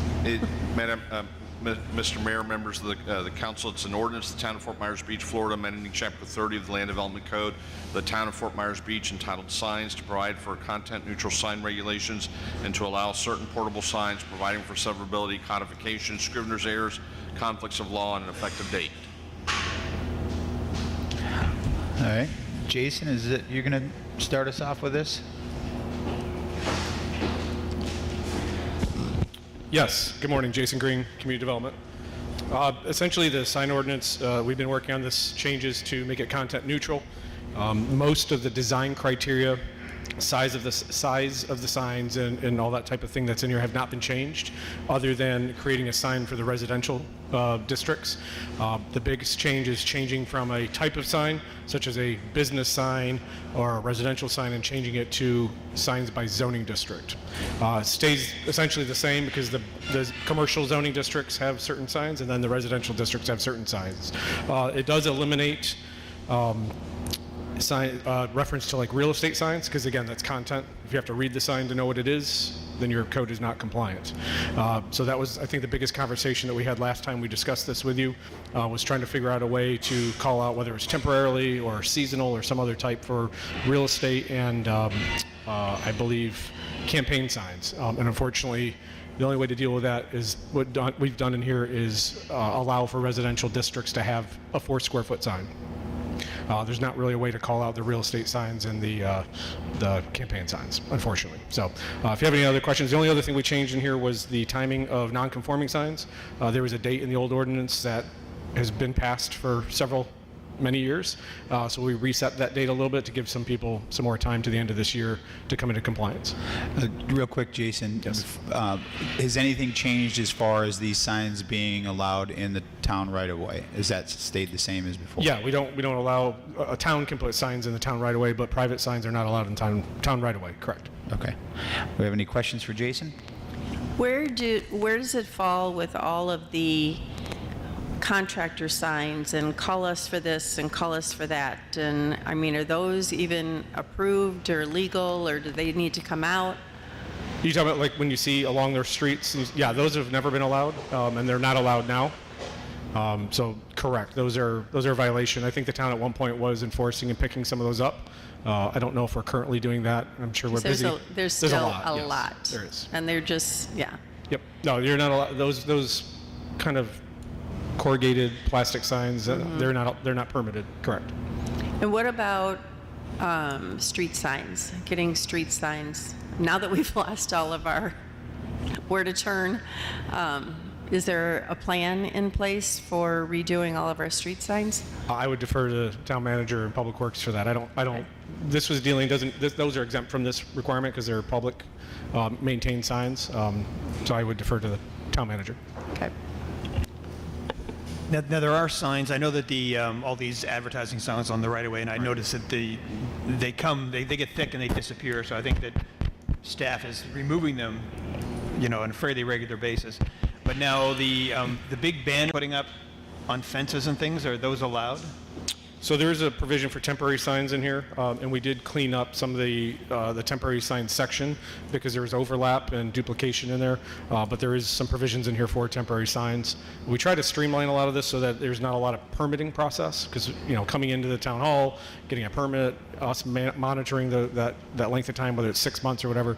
But there's always been, especially for businesses that lost signs, there's always been an option for temporary signs until they can replace the permanent sign. As far as the number of banners, I think what you're talking about is how many, the proliferation of the banners. We have, again, it's an enforcement issue. Okay, but the driver for bringing this to council was really because of the lawsuit to make it more... Well, no, I would say the driver for bringing this to council is because it's out of compliance and it needs to be in compliance. All right. There's several court cases dealing with First Amendment speech and all that kind of stuff. That's really most communities have had to change their ordinances to comply with those cases. So Jason, and I love the fact that you talk fast, but sorry. Just for anybody who's listening who owns a business, will this change and have their sign damaged and they need to replace it or put up a temporary sign? Will this change what they do and how they do it in any capacity? No, I don't believe so. We stayed away from the design and criteria of signs. We didn't change. So if whatever square footage was allowed before is the same in here. It's mostly just creating the categories by zoning district and lumping all those commercial districts into kind of one, so that the size and the location and how they're hung, those are all the same. And forgive me if I missed it, but the proviso that we used to have in our ordinance that limited the timeline that campaign signs could be in the right-of-way, is that gone now? That is gone. And that's gone because the courts has decreed that that's considered... Because you can't call it a campaign sign. So we've gone round and round with several different people in John's office, his group, and other experts, and tried to figure out, is there another way to do it to accomplish some limitations there? And it all comes back to you end up having to call it what the content is, and we got to stay away from that. So as we go forward as a community, there is no restriction on when the campaign yard signs can go up, and is there any restriction on when they have to come down after the election? No, because we don't reference campaign signs. It's a residential sign. You're allowed 4 square feet. So it's laissez-faire on campaign signs going forward as a result of this court decision? Correct, because then you run into the conflict with real estate signs also. I understand. So the option was to permit those and create a process where you have to come in and get a temporary sign permit. But then with the real estate signs, you had to have different criteria. How long is the house for sale, or what have you? And so that got into the conflict between those two types.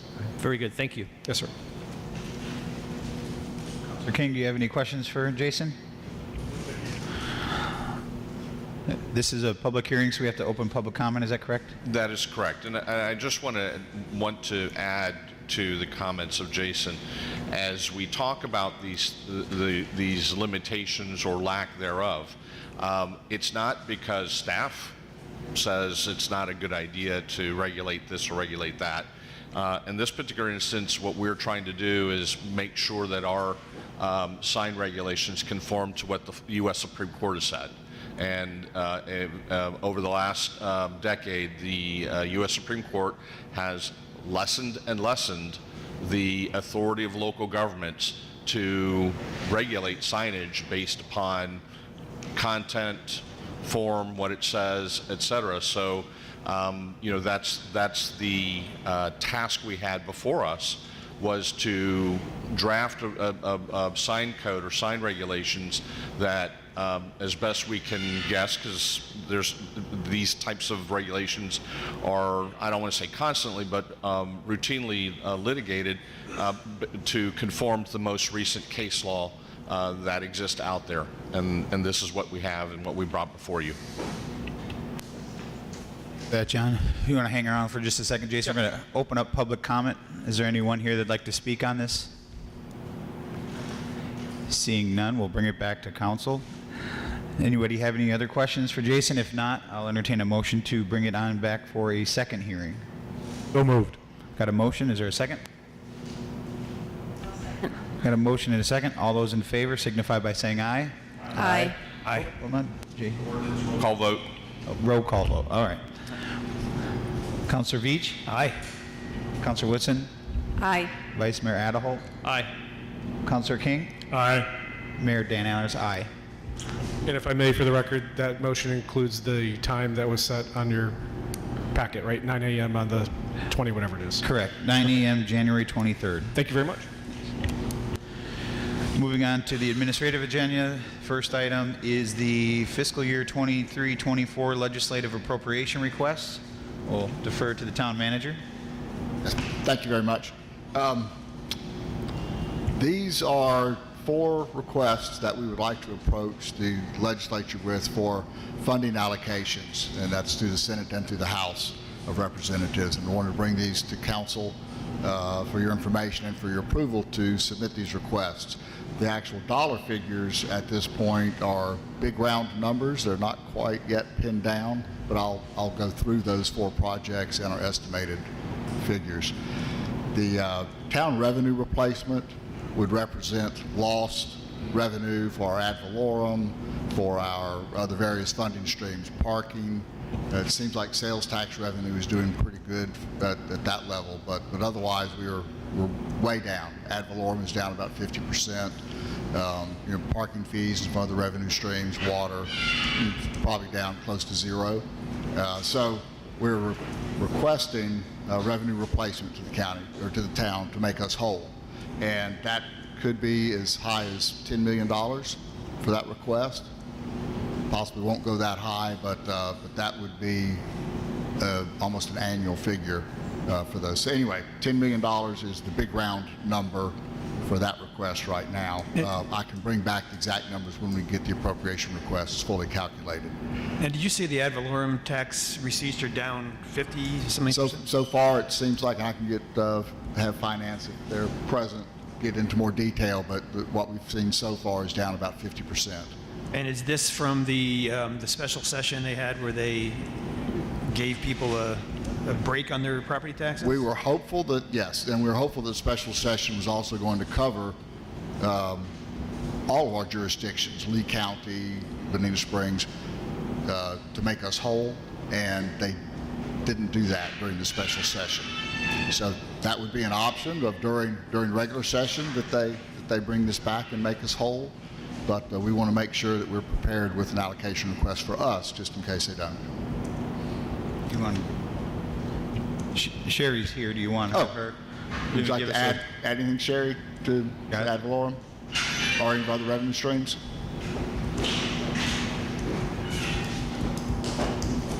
Sherry Russ, Finance Department. As of today, our ad valorem taxes are down 50% compared to the prior year.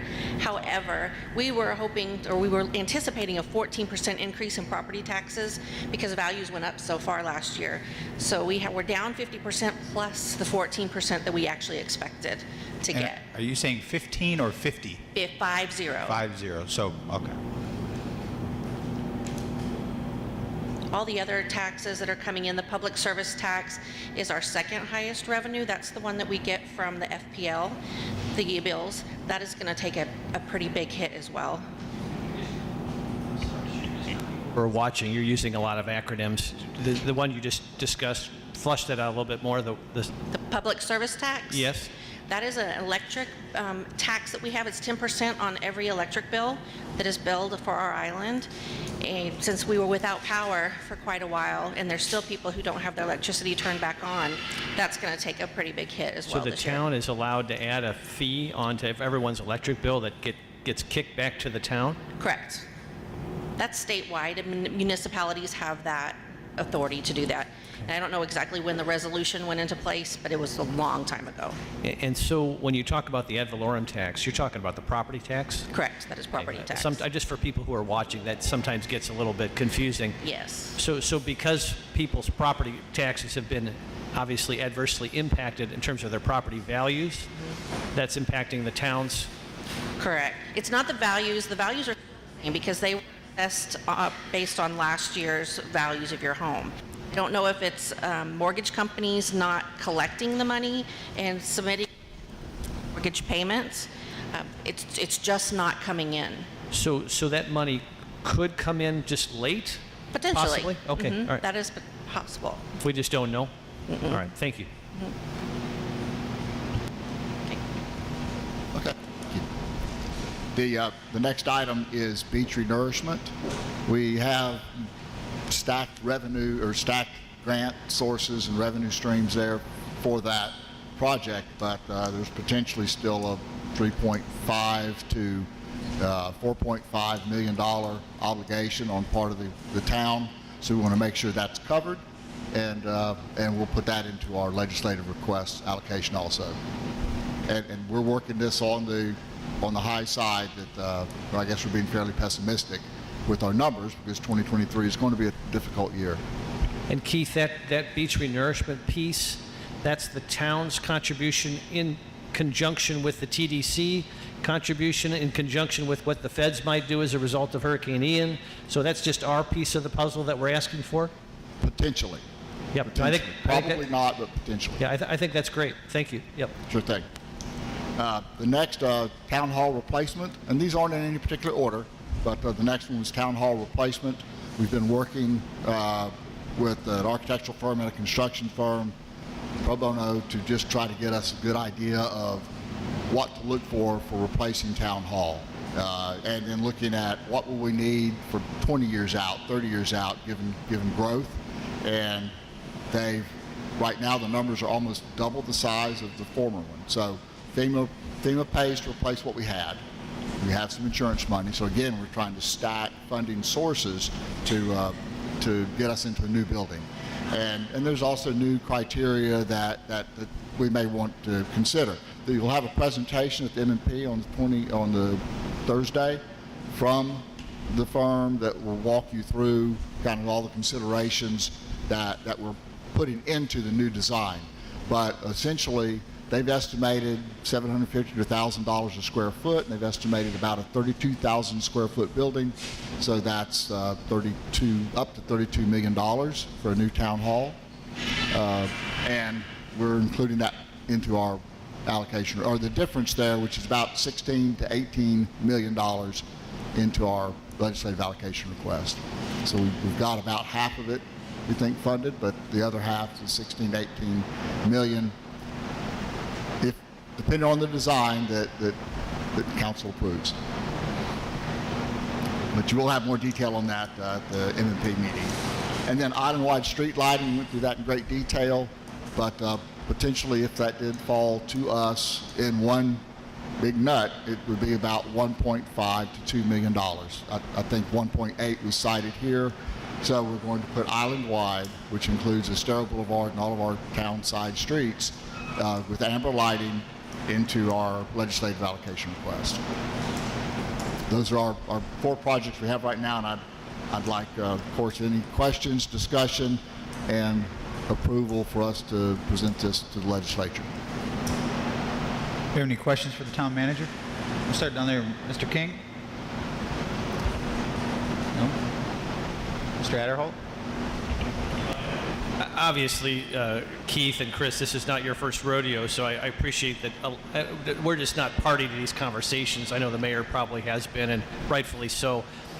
I assume we're in concert with our state representative, who's been extremely helpful, and our new state senator in terms of coordinating and strategizing, because obviously we don't want to under-ask. It's generally okay to over-ask, because they'll correct us, but exactly. It's never good to under-ask, and I assume you're in concert with all our legislative delegation, and everybody's kind of strategically in line here. Is that, I assume that's the case, but I thought I'd at least ask that.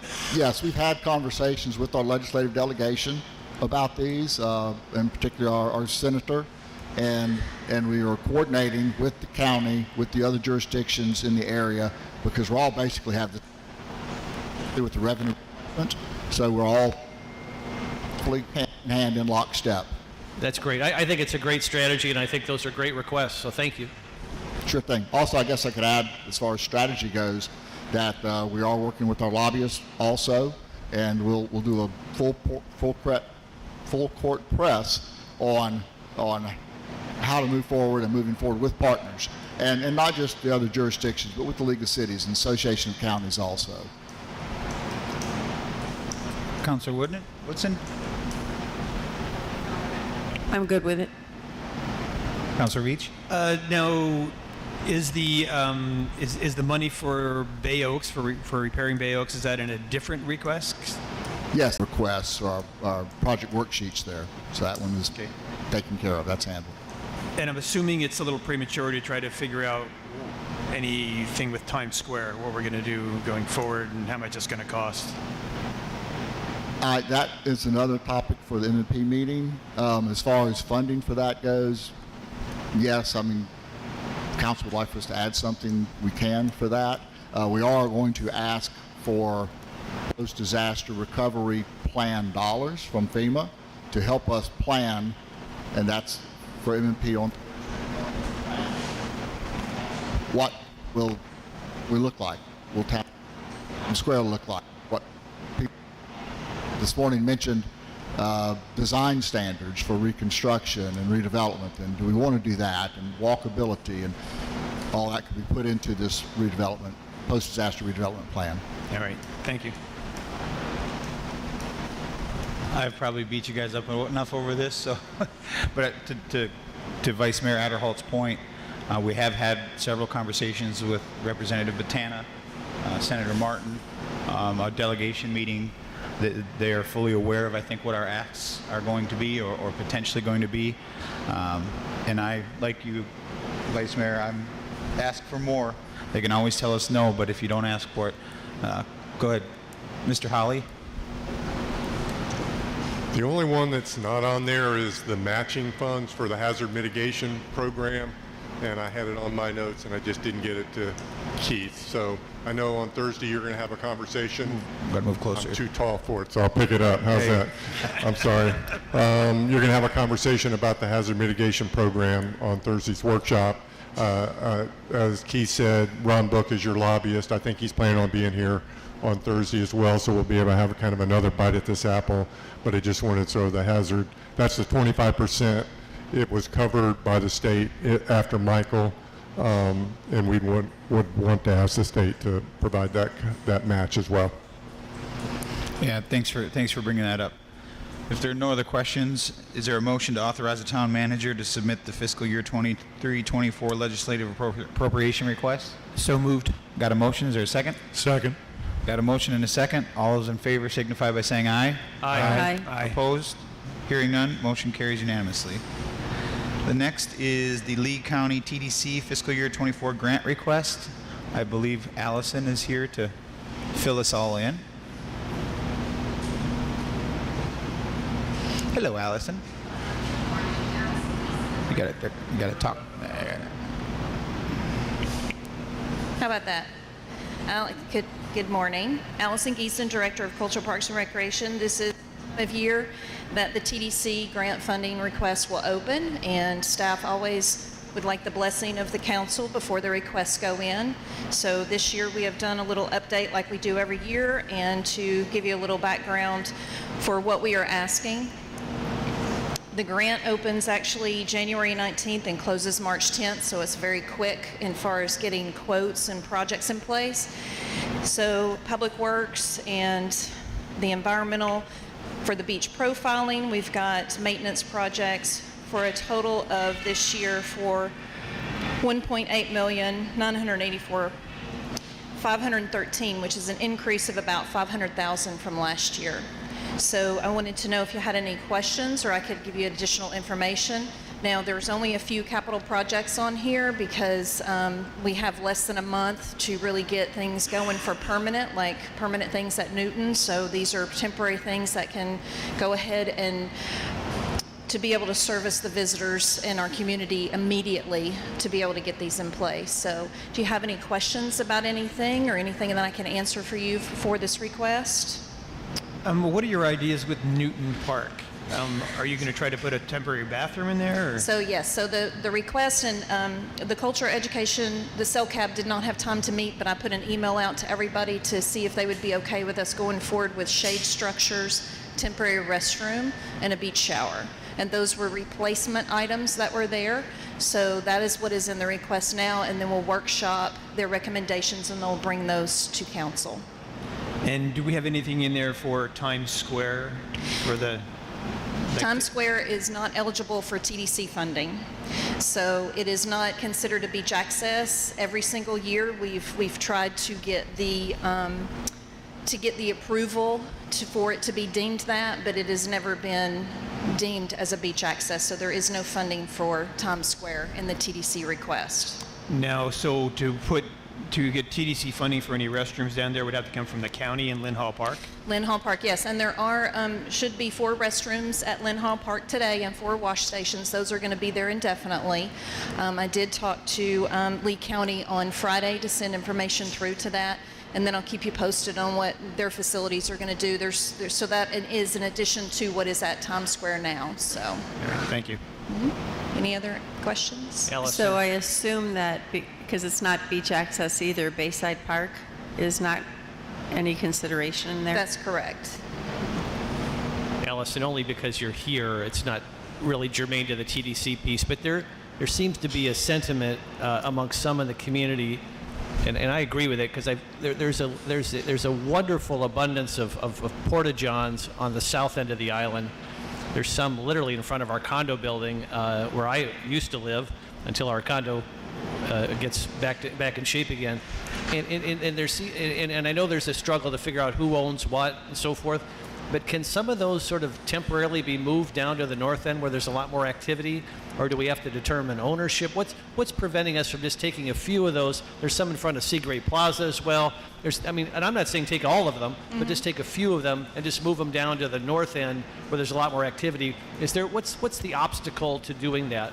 So basically, we're moving to replace the bathrooms with temporary ones at Newton and Palm Avenue right now, because those can be funded with TDC funds. The other, like at the north end, that would not be utilized for TDC funds. So to be able to put some additional restrooms, it would need to come out of the town's pocket. No. What I'm saying is there's currently Those are not owned. We are not paying for those, and those are not state mission. There's only one state mission at Times Square. So if you wanted to move those, the town did not put those there. Yeah, those are all privately owned by businesses that are working on the condos. Right. Oh, those are privately Yeah, owned. there's a little bit misunderstanding that those are town-supplied assets, and they are not. I didn't know that. So they're not state either. They're actually privately owned by the vendors in those areas. That's correct. It's Okay. Seagrape as well as Santini. That's very helpful to know. Thank you. And I think, Jim, that my understanding is that the bathrooms that are put up for FEMA are specifically excluded for being for tourist use, visitors use. They're meant for residents, and they're kind of very, very specific. Yeah, I didn't realize that some of those were privately owned. That's very helpful information. And just to give you a little bit of idea of the funding that is required for units, we did a cost estimate for 10 units for Palm Avenue and Newton Beach Park with 2 ADA units. And that cost is $8,426 for 28 days. So it is a very costly, and those are just the portable units. They're not the trailers that you've seen for FEMA. So that gives you an idea of the cost per month for us to be able to use TDC funds for those two. I'd just like to interject that some of these considerations I've also put on the M&P agenda for Thursday for council to discuss. Since the bill's on us, to what degree do we want to facilitate the tourists here? Because FEMA won't pay for those, so it's going to be on the town's dime.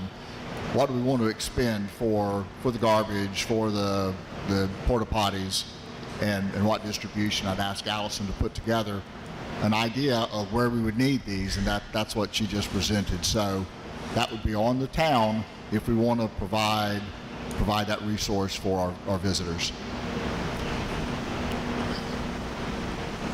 I'm sorry. Go ahead. Is it possible, since we're going to be discussing this, to get a cost of something like those trailers as well? Yes, I did a cost. The trailers are only only like $400, less than $400 more, but we would need to get electric and some water there. So we did an estimate on that, because it is for the TDC grant to go from the porta-johns to the trailers when we can get the electricity and the water there. So we have that in the packet for Thursday to be able for you all to consider those as well. Mm-hmm. Any other questions for Allison? Thank you, Allison. You're welcome. Any questions for the town manager? No? Hearing none, I ask for a motion to approve the Lee County TDC fiscal year 24 grant. Sir. Okay. Any other questions? Thanks, Chad. Any questions for the town manager? Hearing none, I look for a motion to authorize and direct the town manager to participate in the Lee County Vulnerability Analysis Project Waterway Infrastructure Risk and Resiliency. So moved. Got a motion? Is there a second? Second. Got a motion and a second. All those in favor signify by saying aye. Aye. Opposed? Hearing none, motion carries unanimously. The next item, F, was pulled. Mr. Attorney, is there anything we need to do with that? No, as I briefed all of you already, we have a bid protest, and so we're waiting for that process. And when we do receive it, we'll keep you informed and schedule the appropriate hearing pursuant to our town code. All right, very good, thank you. Item G, the RFP 23-03-UT Stormwater Maintenance and Repair.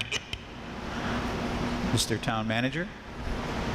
looking for Jason, Public Works, but this is to analyze our stormwater discharge systems, and we all know it's clogged with sand. Some areas are worse than others. Some areas are totally not functional. It's actually popped out of the ground and the pipes are severed. So it's to conduct that analysis and begin repairs for our stormwater system. And it looks like Earthview was the committee's suggestion as the top responder. I'm sorry? It looks like Earthview was the top respond, or the committee's selection. Yes, I'm sorry. as The the top recommendation responder? for Earthview, yes. Anyone have any questions for the town manager? I would just say that it would be kind of handy to at least get a summary of the decision matrix that the staff has and the committee has done for these things, instead of just taking without really knowing the details of the selection process. I'm sorry, I couldn't hear you. I would recommend going forward that when we come up with a selection like this that is part of a committee's selection matrix, that we at least can see a summary of that selection matrix to understand how they came up with the leading candidate. I agree. I noticed that in the agenda preparation that if I was on council, I would like more of the story and how it was done. So I agree. I think that's a great comment, and we'll start doing that and providing an additional backup on all of these. Any other questions for the town manager?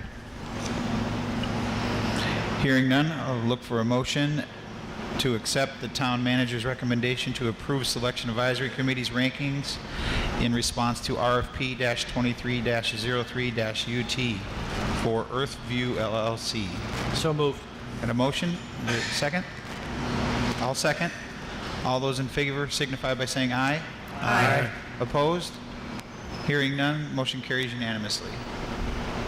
Next is item H, RFP-23-07-AD, Selection Advisory Recommendation to accept the town manager's recommendation to approve the Selection Advisory Committee's rankings in response to RFP-23-07-AD, Disaster Recovery and Mitigation Consulting Services for Incidents and Events, and direct the town manager to enter into negotiations with Tidal Basin, the top-ranked respondent. Mr. Town Manager? Again, in our agenda preparation process, which is my first flush with it, the intent here actually was not to make a recommendation, but originally was to put the top three in front of council.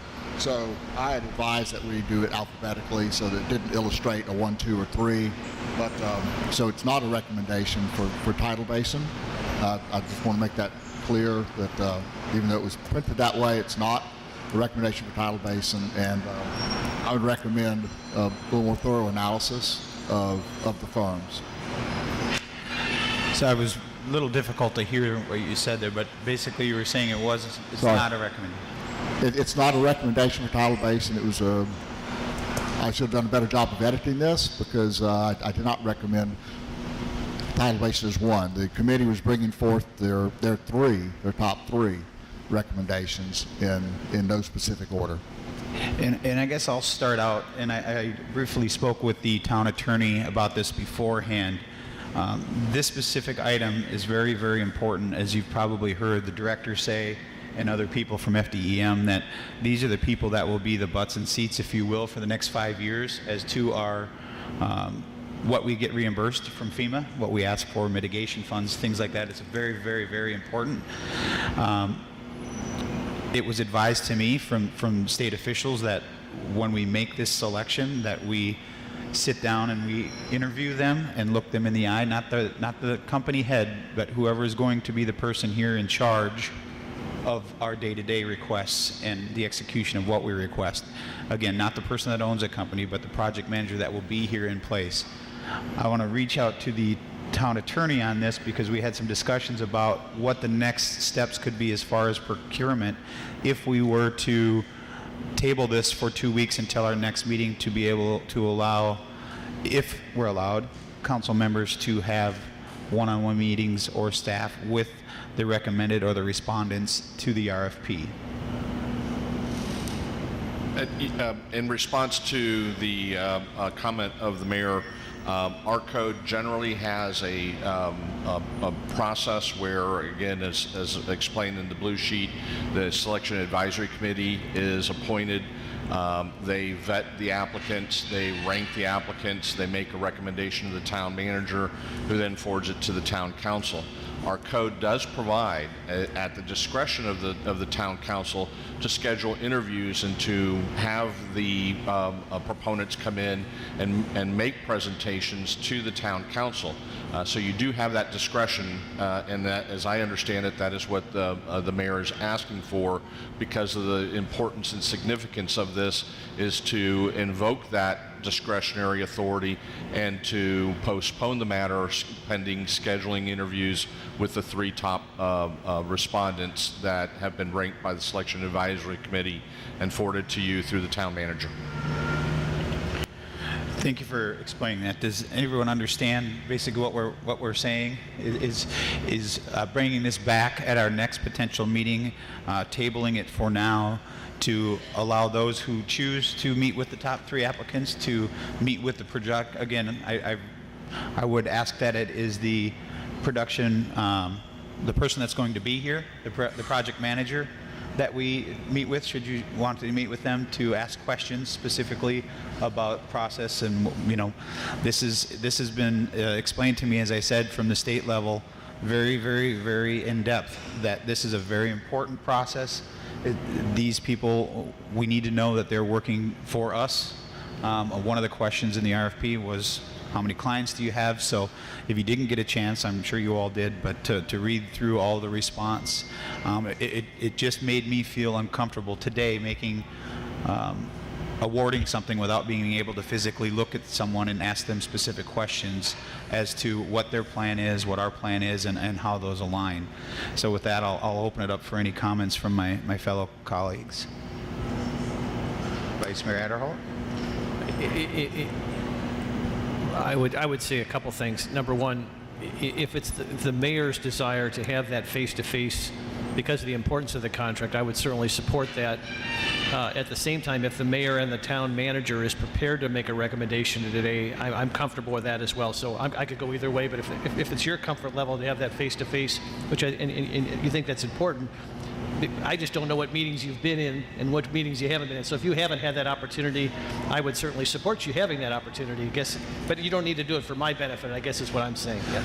And I guess I should have probably done a better job at laying out how we got to this. If you remember when one of the first meetings that the new council had, this was before us with a recommendation, and it was highly advised that we look at how it was procured, bring it back, make sure it's who we felt comfortable with hiring, because some of the council members did not have a chance to know what was going on.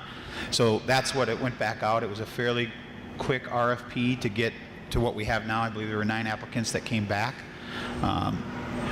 Because it was so quick, and with the holidays and all of that there wasn't enough time to be able to sit down and have a conversation, which is what I would have liked to have done. Just because there's so many moving parts, I think I don't necessarily, as I said, feel comfortable without having a conversation with the top 3 recommendations to find out which one is going to benefit the town of Fort Myers Beach directly, because they will be working for us. They will be a very integral part for the next 5 to 6 years, as we've been told. So I think it's important, but it was a decision, I think, that has to be, I want to hear what everybody has to say so we can make an educated decision and move forward. I've been told that 2 weeks is not a detriment to holding up anything that is currently out there. We currently have Tidal Basin under contract here that's doing these services now. So I don't know if that... As you are literally on the front lines of this, I would support that. Yeah. Any other comments? One of my comments is going to be, you answered already, which is, if we wait 2 weeks, time is of the essence. Are we missing any deadlines? But if we already have them working, then that's a different thing. That kind of negates that concern. But I would personally just be happy with understanding, having more of a summary from the advisory committee and their matrix and how they came up with the decision. I don't know if I would come up with any questions to ask these people that the selection committee hasn't. Okay. I'd just like to piggyback on what Councilor Veach said, and I agree with him on that, it'd be helpful to understand how you arrived at this decision.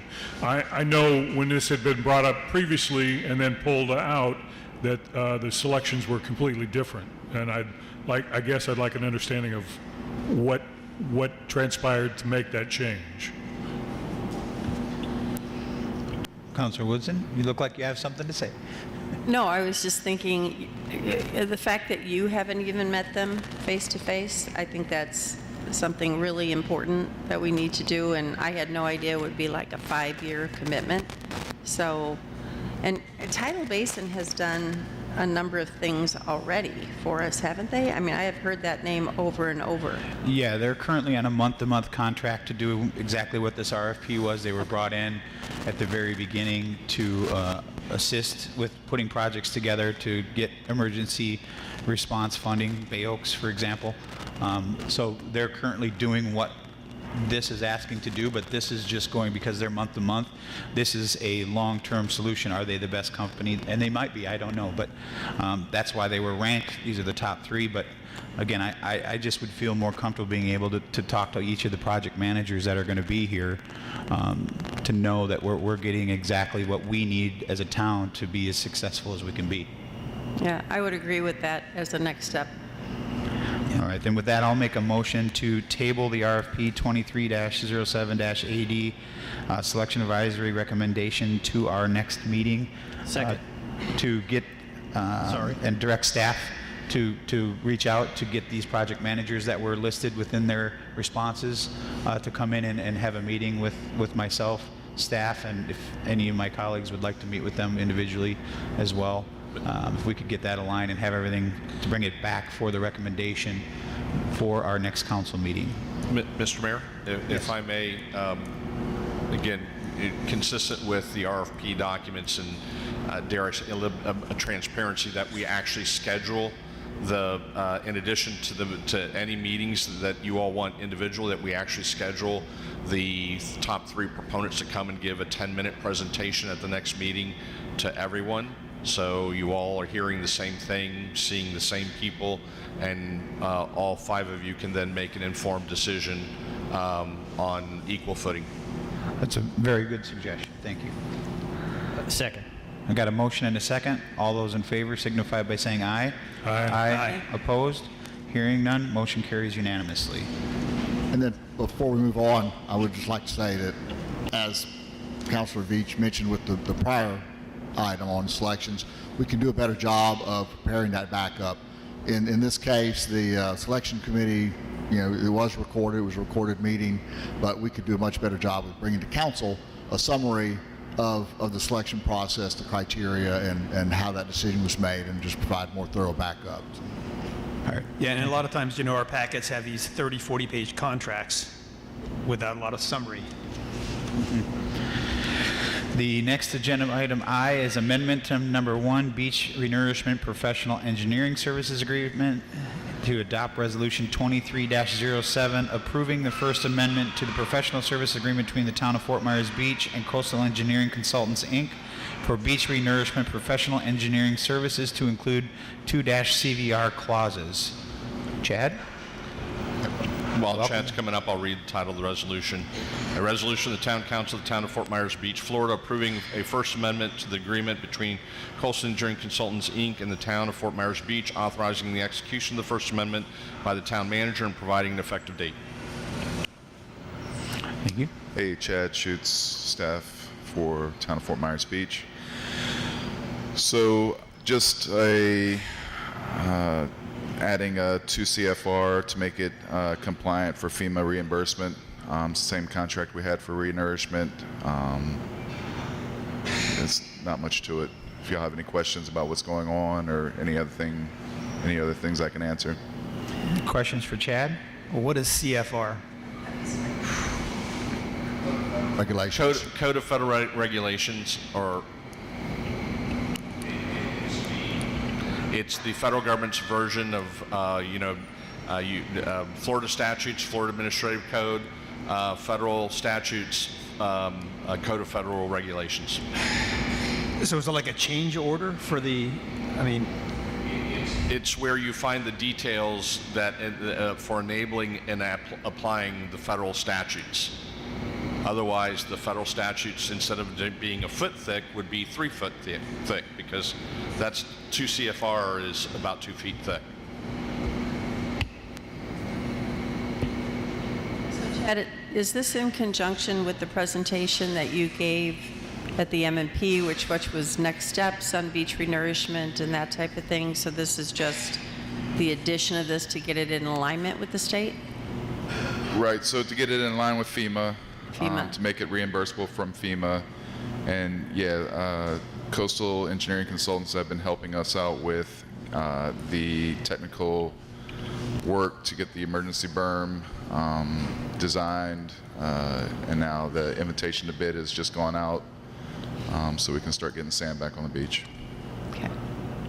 I would just add, if I could, Chad, this consulting firm, and we've had our good ones and our bad ones in the past, this is probably one of the best consulting firms I think the town has ever engaged in, and I strongly support expanding their input in our process here. Yep, they do a good job. Councilor King, any questions? Hearing none. Any other questions for Chad? Thanks, Chad.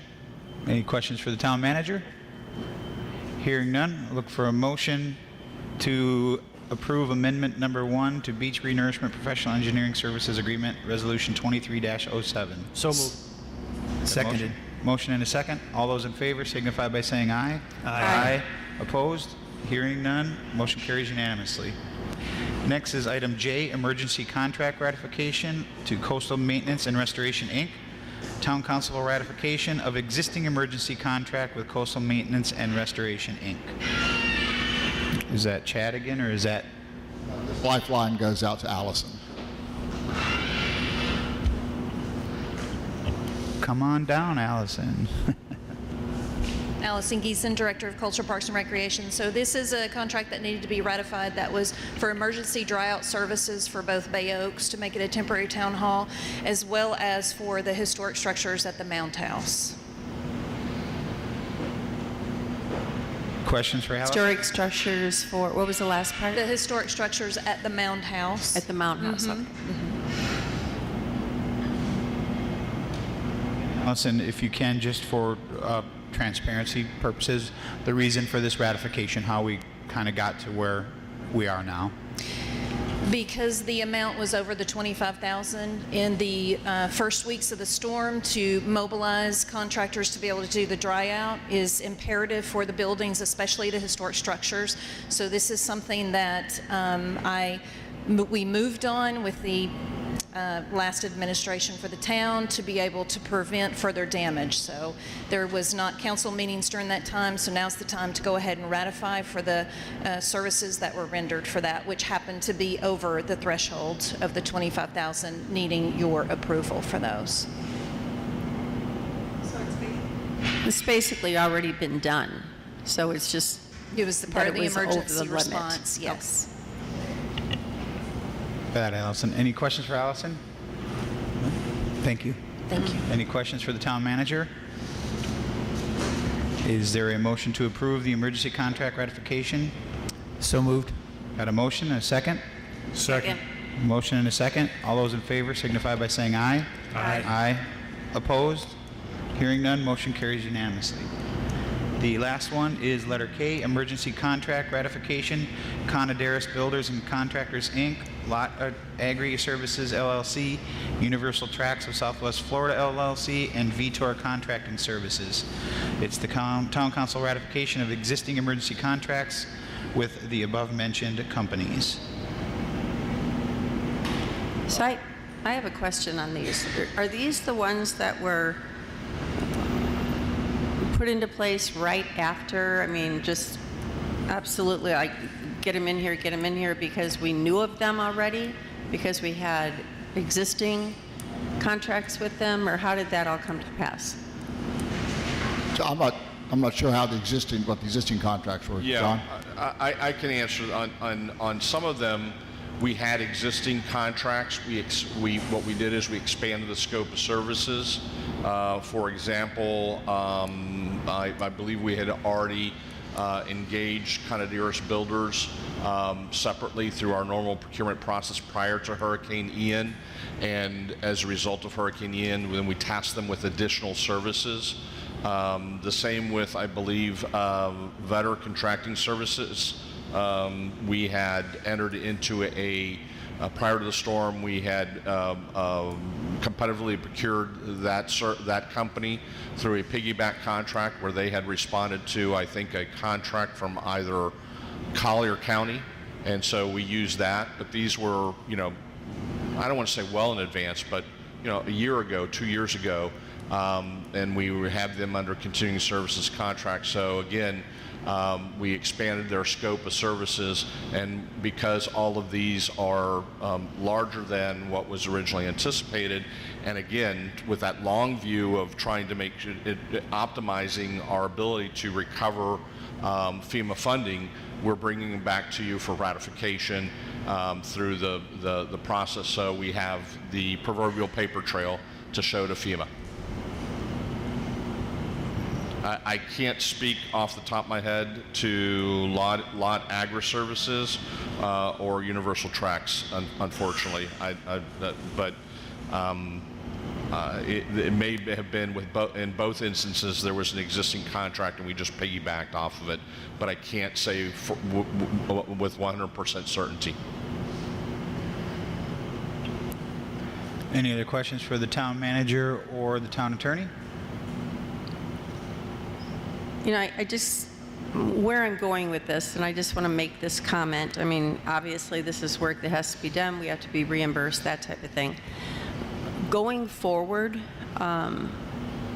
given that we have new council members, new town manager, interim town managers, whatever it may be, as we look at different contracts, rather than going with what we've used, people that we've used for the past 5 years, I would rather see it open up and be more in sync with the new direction that we are going. Yes, ma'am. We're already implementing that. And just so to put it in context, in the issue with respect to hurricane reimbursement and FEMA, is every day we get further away from landfall, FEMA is going to require us to follow our normal policies and procedures when it comes to procurement and no longer take advantage of the emergency procurement processes that we have and that are there for such a situation are allowed when a declaration of emergency is listed. So we're already in that process of putting these services out to competitive bid, whether it's through RFP, RFQ, ITB, as evidenced by the one that we're deferring to allow you all to hear from them. That was competitively procured. So we are already starting that process across the board moving forward. And I will add that, I'm sorry. Okay, I will add that you saw a lot of that today, a lot of this cleanup, the contract ratifications, the 2 CFR additions, this one, are cleaning up all of those for exactly at the end of the process you would desire, and also to make sure that we are compliant with our own policies and also with FEMA reimbursement. There's a lot of cleanup going on. Cindy, do you want to say anything? I can, Cindy Davis, I'm here as your interim town manager. Gotta get it there. Yeah. I'm Cindy Davis. I'm here doing the interim finance. The contracts are back out on the street. The original contracts that we used for Beater, Canaderos, and Universal Tracks, I think Lot, were piggybacked. I know 3 of them were piggybacked off of Collier County originally. So right now they're all back on the street because they don't meet FEMA requirements for reimbursement. The emergencies that you signed, we've been paying the bills on those. They have been paid, but we still have some that we're reviewing. So we are going by the 2 CFR. All the new contracts are, and they will be from here on, and we're collecting the correct documentation. That's it. Is there a motion to approve the emergency contract ratification for the Canaderos Builders Contracts, Inc., Lot Agri Services, LLC, Universal Tracks of Southwest Florida, LLC, and Vitor Contracting Services, LLC? So moved. Got a motion? Is there a second? Second. Motion and a second. Any other discussion? All those in favor signify by saying aye. Aye. Opposed? Hearing none, motion passes unanimously. That brings us to the final public comment. Is there anyone that wishes to speak? I have Edmund Sakdane. I don't know how to say your last name. Sorry. Saldana. I withdraw my comment. Pardon me? I withdraw my comment. You You covered what I was going to address. Thank you. Thank you. Is there anyone else that wishes to speak? Hearing none, we'll close final public comment. Town manager's items. Thank you very much. A couple of items, and I sent an email just giving you a heads up on some of these, but I just wanted to review with you real quick, or go over real quickly some of the actions we've taken to help with the permitting process, and some other positive actions. And we had the curfew reduction and reinstituting the parking fees in the core area, and we'll start working out from that to get that revenue generating. We've expanded our permitting hours, which includes all-day Saturday here on the compound, to help the citizens come in if they are working, can't get here on a weekday, Saturdays. We've also expanded the weekday hours that we're taking walk-ins for permitting activity. And Say, Keith, on that permitting, expanding the hours for permitting, it's tremendous. Thank you for doing that. And just so people who are watching understand, they can just come to the town hall gate here in the back, and then do they just ask to speak to somebody then? Do they have to set an appointment, or how does that work? No, they can walk in. I'm sure Steve would like appointments, but right now it's just walk in, and we'll direct them back to the permitting group. Our hours on Monday through Friday are 7:30 to 6:30, I believe, and then Saturdays 7:30 to 5:30. On Saturdays here, they just show up. And I've got a number of questions for Steve during my time, but Steve, since you're here, you wanted to come up and just briefly explain when people come here with questions and they meet with you and your staff, which I think is awesome. Do you want to just talk a little bit about that process? What should people be bringing with them? What don't they have with them that you often need? Give people advice a little bit as to how they should approach you and your team with questions and so forth. Is there, what in terms of what they should be bringing with them, what their expectations should be? Talk a little bit about it if you would. Sure. So bring in the forms if Steve, you can. For the record, got to say your name. Oh, Steve Poposky, Community Development Director. We're happy to help. Bring in your forms that you have. We can always print out more for you. Everything's done online when you do send it in. So sometimes we're showing people how to scan their documents with their phone or whatever the case may be. Obviously, if you're an owner builder, especially, you may want to check out the frequently asked questions page first before you stop in. We've done a lot of work to try to make sure all the questions are answered there, and they typically are, but we can help them put the pieces together when they do come in. And in terms of people strategizing when they come here, are there slow times and busy times? What's a good, talk a little bit about the influx, particularly with these new hours and what you expect. If people want to come and kind of avoid the lines, what's a good time, what's a slow time, and what's a bad time? Hard to say. Today's the first day of the expanded hours, so I'd say first thing in the morning is usually pretty busy. We usually have a line, but you know, then again, afternoons they pick up too. It's hard to say. I guess I would expect people getting off of work to have, to be busy as well. We do help people pretty quickly though, so it shouldn't be an issue. Thank you. Sorry, Mr. Town Manager. I just think it's such a big issue. And I think it's great what you're doing. Absolutely it is. And the overtime associated with that, we have several staff that are provided by the state, and they're allocated by the state up to 48 hours a week. So that's an additional 8 hours there for that staff. And then for our staff, for disaster-related time, FEMA will reimburse overtime. So that's how we're helping to expand these hours and our availability. And then also, just to help the dialogue between builders and our staff, I'm going to ask couple builders to come in, work with us on some of their observations with our system, our staff's response to that, and hopefully we can all educate one another and start speaking the same language and working through some of those issues that we hear about of why doesn't your system do that? Why does it require this?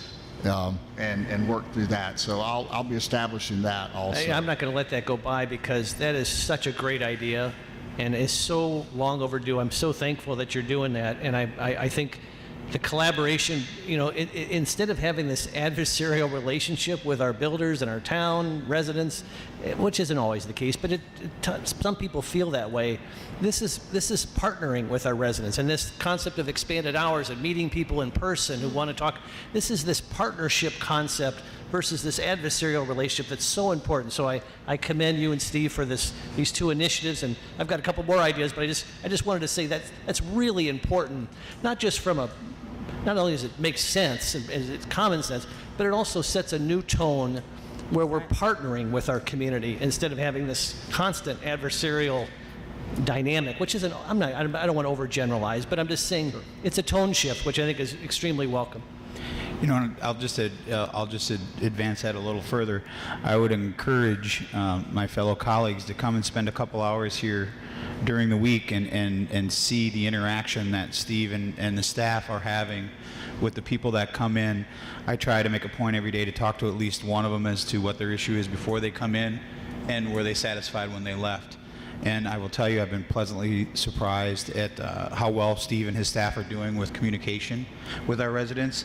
And most of them are leaving with an understanding of what they need to do. I've had several people say I walked in mad and I left happy, so congratulations to you guys. But I would encourage you to come and just spend a couple hours and see the communication that's going on between the residents and the staff. Those that choose to come in and get it, I think, are getting a level of service that they maybe haven't been accustomed to in the past. So again, thank you for you and your staff doing what you're doing. And before you, since you're here, and this is a little off topic, Steve, but since you made the long walk up to the podium, I get a lot of questions about demo permits, and specifically from people whose houses were washed away and they may have 3 pilings sticking up from the ground. Now, my understanding is one of the primary purposes for demo permits is to make sure the sewer's capped off, make sure the water's capped off, so the activity doesn't interfere with the other recovery efforts. Is there more to the requirement of the demo permits than that? No, you just get the demo permit online, we issue it, and then the county just needs to verify the sewer connections, and the town utilities needs to verify the water connections. There were a couple of incidences of broken lines and so forth, so that's what we're trying to avoid. Right, so just to be clear, you don't have to have a structure to demolish to need a demolition permit. It's really to verify that the site is clean and you're not causing harm to the utility systems. Yeah, the Florida Building Code requires a permit for demolition. It's pretty straightforward. We've tried to streamline it as much as possible. It's really just to verify those connections and make sure that we understand what you're doing, and honestly, so that the owners, property owners, are aware of what's going on as well. We got to make sure that everybody is on the same page. Everybody agrees that they want to get rid of some or all of the structure.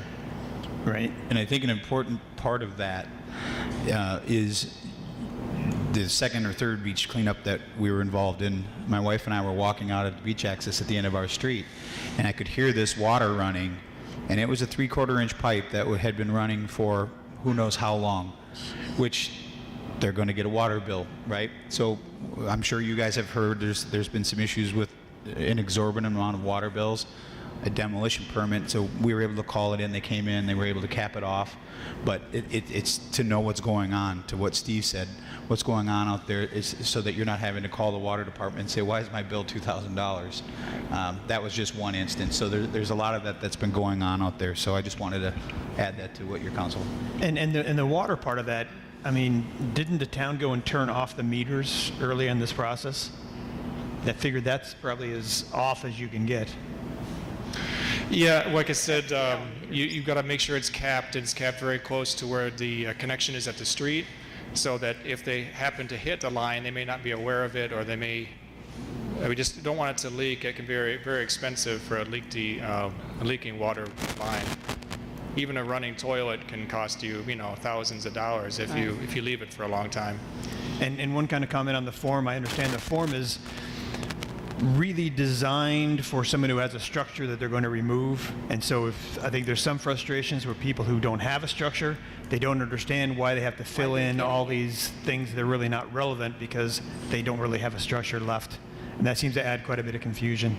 Mm-hmm. There's a lot of demolition going on. We want to make sure that everything is, everybody's on the same page and is aware of what's going on. A lot of times there's communication issues between the property owner, sometimes between some of the contractors and the town. Everybody needs to be able to look online and see what has happened and have a record of it. And one final thing, if someone did a demolition early on, then they can still come and get a demolition permit. Yeah, we do after the fact. That's fine. All the fees are still waived through the 15th. We've made it so you can come and get the demo permit. It's usually same day on that. And then, so we try to streamline it as much as possible. So they have until the 15th currently to come in, get their demo permit, no fees, no fines. They just have to make sure that their utilities are capped off. Correct. Right. So I just want to add to this whole thing. I mean, I love the fact that the expanded hours, but what I really love is that you're actually looking at the process, because to have expanded hours with the same broken process does us no good. And I actually want to sit down with you because I have some ideas that, not that this is in my, bailiwick at all, but just from process standpoint, maybe some ideas that I've been given a lot of information on through the public. Yeah, we love good ideas. We're happy to talk to you about that. We've made several changes since the storm, so that's one of them, and I think it's helped. Steven? Nope. I've got a couple more during my, thanks. So I'm not sure if council's aware or not, but in addition to our regular staff, in addition to the state resources that have come in to help us with permitting, we've also transferred temporarily personnel from Parks Department that are coming in to help. So we've really worked on supplementing the staff and the numbers of staff available for our permitting operations. Did you want to ask Steve something while he's... You want to do all that now, or would you rather wait for the individual councilor items? Whenever. I think since Steve is here, so he can get back to work. I think that's great. Want to just touch on him quick. Steve, come on back up. I've got a few for you, and to the town manager and the town attorney as well. And I'm guessing my colleagues have a couple as well. This is a simple one, I think. Code enforcement, when they go out, and they're checking to see if contractors are licensed, but they're also checking to see if folks have permits. And there's a lot of people new at this exercise because every home's been and business has been touched by this.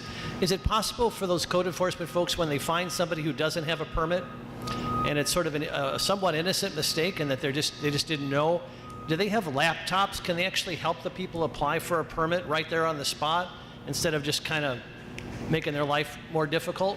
Is there a way to sort of partner with them and help them versus kind of that initial stop, come down to the town later and throw off their whole day? And I know there's ways, some of these are more complicated, you can't do it, but on the easy ones, is there a way for the enforcement people to kind of do that when they run into people?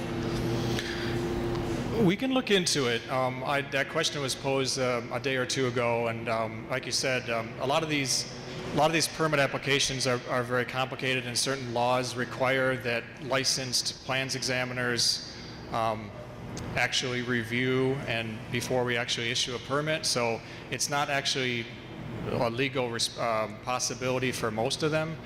I'm thinking demo permits, because it's kind of an over-the-counter type of permit. We've changed it. That's a possibility, and I could look at it. Something to think about.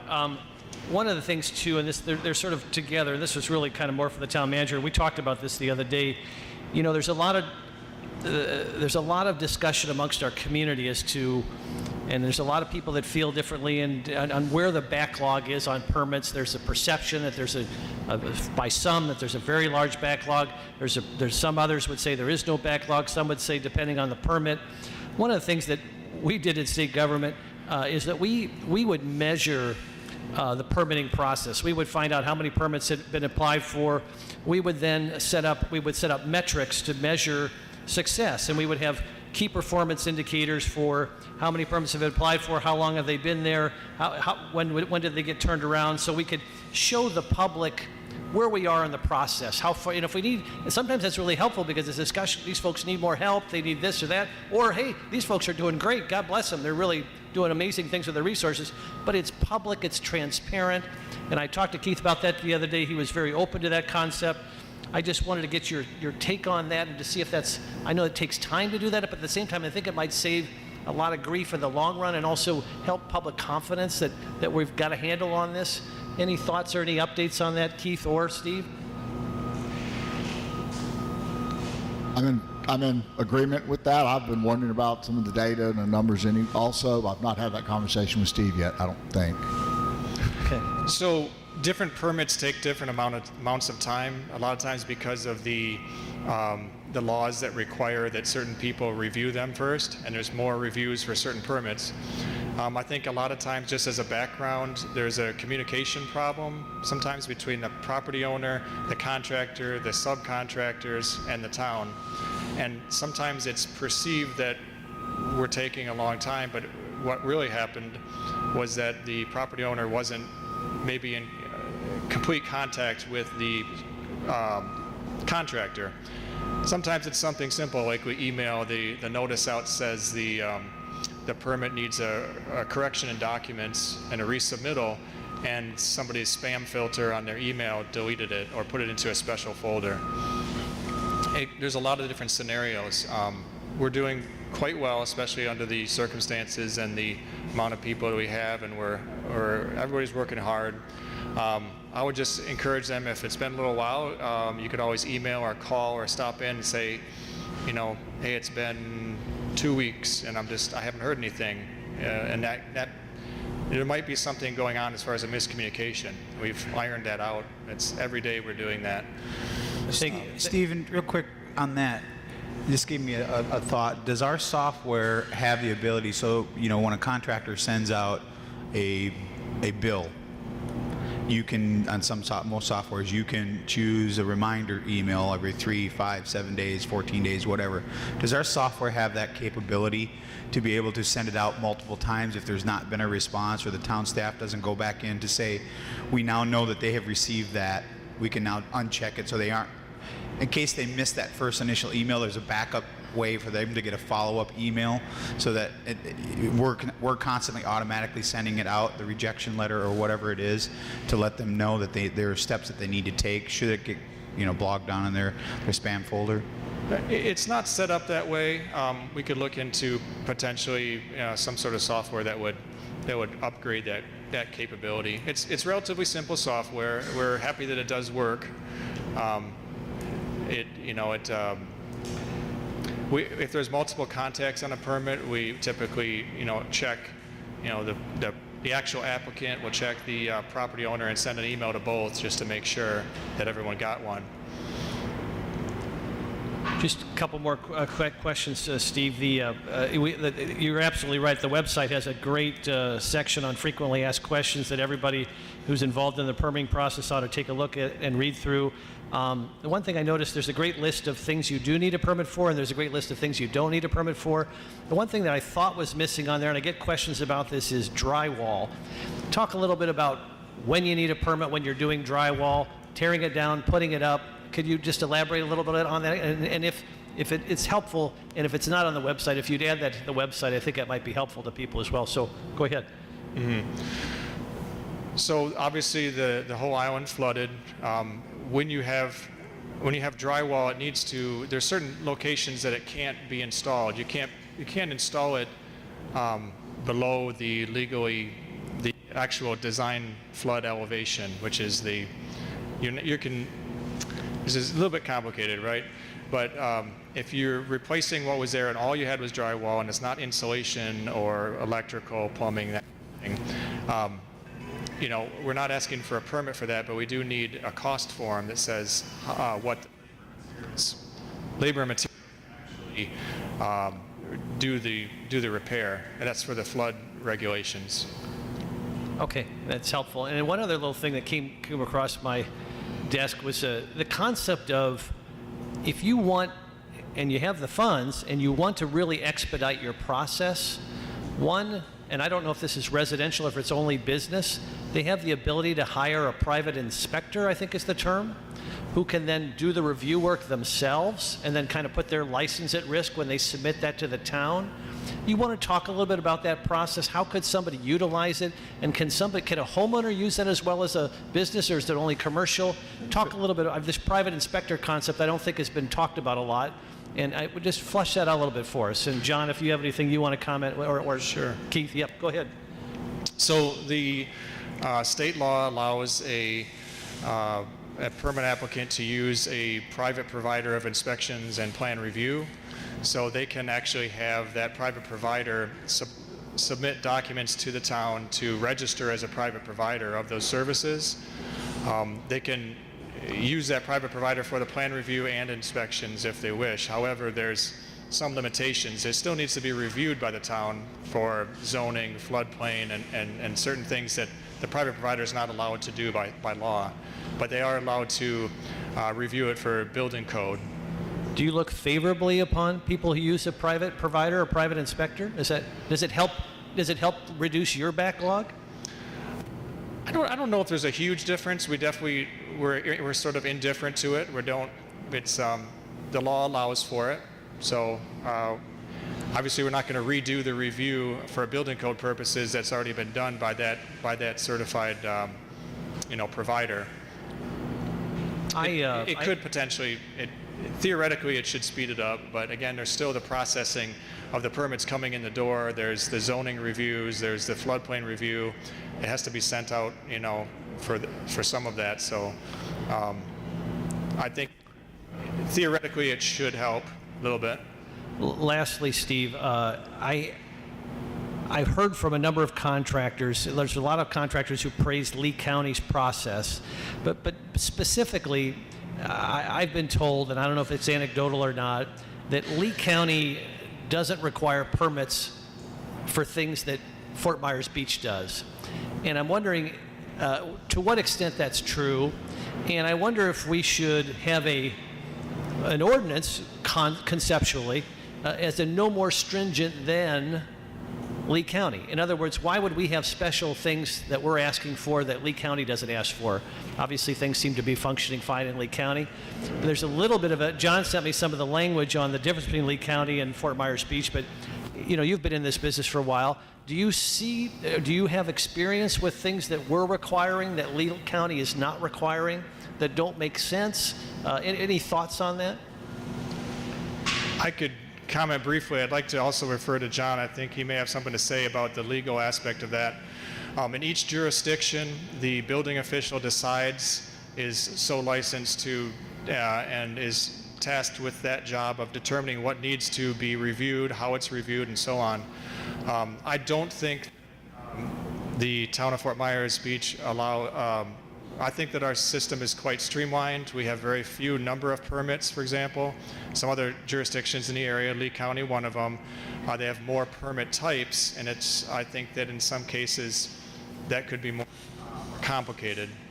I think that we're doing a pretty good job. I'm happy to think about some other options and talk about it. Yeah, no, I'm not necessarily being critical. I'm just, you hear a lot of these conversations, and some of them are anecdotal, and so it's been your experience that Lee County's permitting process is not necessarily lighter or less onerous than Fort Myers Beach's. Is that a fair characterization? Correct. I think in some ways our system, and obviously everyone has strengths and weaknesses, but I think that we have a lot of strengths here that maybe some of the other jurisdictions haven't progressed to a certain level that we have. So in some ways that's true. I think it's good to have this public conversation. Thanks for your comments. I appreciate your time and your efforts. That's all I've got. Wait, sorry. As long as we're getting in the weeds. And I don't know that we do this, but I don't think we do this. But is there any advantage to having different paths in our process? For example, like all demolition go here.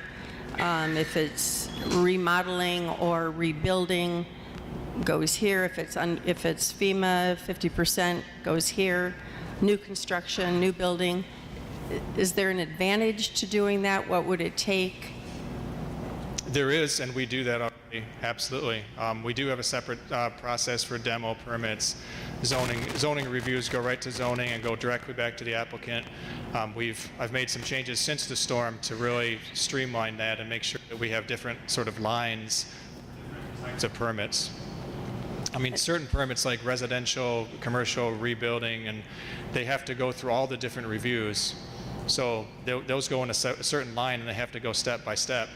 Demo permits are much simpler and they just go right to that desk, and we have 2 people that are just working on demo permits, so those are typically, you know, within an hour or within the same day we get those out.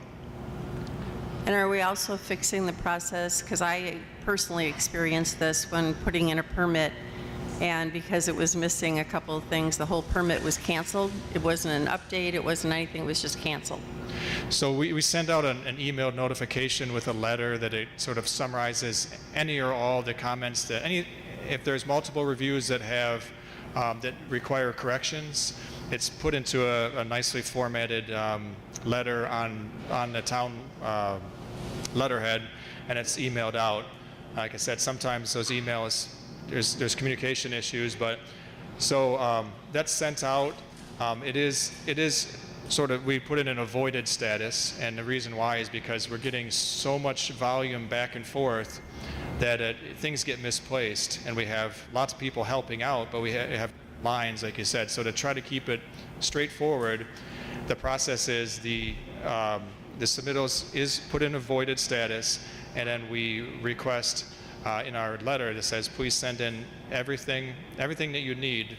So both the corrected documents and the thing that were right the first time. So everything comes into one submittal, one location, so nothing's misplaced. Okay. It doesn't happen always. I'll say that from personal experience. So. What doesn't happen? Like, there was no letter. There was no update letter. There was no email or anything like that. It was until I inquired about it. We had to take a look at a particular situation. If there was an error made, that's a possibility. I haven't heard that there has been problems in that regard. There's email records of everything that's sent out, so we'd happy to look at a particular situation if that's the case. It's all shown on the permit record as well. You can log in and see what's been sent out.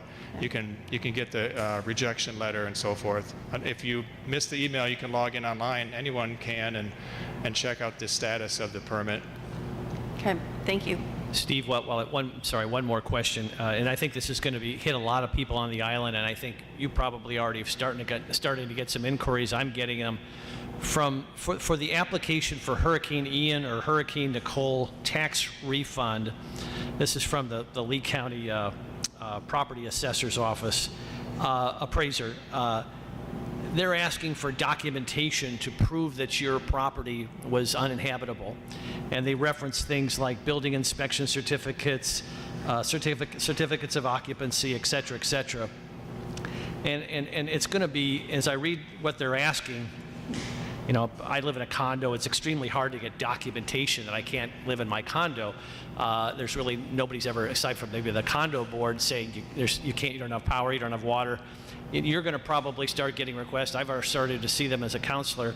Any advice to people, and maybe you could reach out to the Lee County Assessor's Office, Appraiser's Office, and get a sense as to what people should do for that. I'll do the same thing myself as a counselor, but I just think there's going to be a lot of people who obviously could not inhabit their property for the remainder of 2022, and they're entitled to a refund based upon what the legislature has done, but they have to prove that they couldn't live there. It seems like common sense to us because obviously the house was heavily damaged, there's no power, no water, but it's hard to document that and prove it.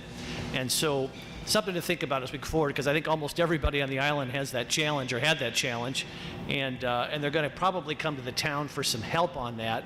And that could be a whole new wave of just stuff coming your way that you may be so we sort of headed it off at the past. I don't know how to do it, but I'm thinking about it. I just want something to think about as we go forward. I think it was October 10 when we issued a statement that the town, we said that all structures are considered dangerous and uninhabitable until they can get that structural report and electrical report in. We've been following that process ever since. So I guess I would have them refer to the website notice that we posted on that date, which is still on the website. It's on the building services page as well. Yeah, that's a good idea, except even having that structural engineering report saying that the structure's okay, if there's no power or water, you still can't live there. So those are the challenges that I think we're going to face as a community and our residents are going to face. It's not necessarily your problem, but I think people will come looking for some kind of way to tell the county that, hey, I couldn't live there. Town, help me tell that story. I'm not saying that's the right course, but we need to think about that as a community and as a council as we go forward. Condo boards have to start thinking about it.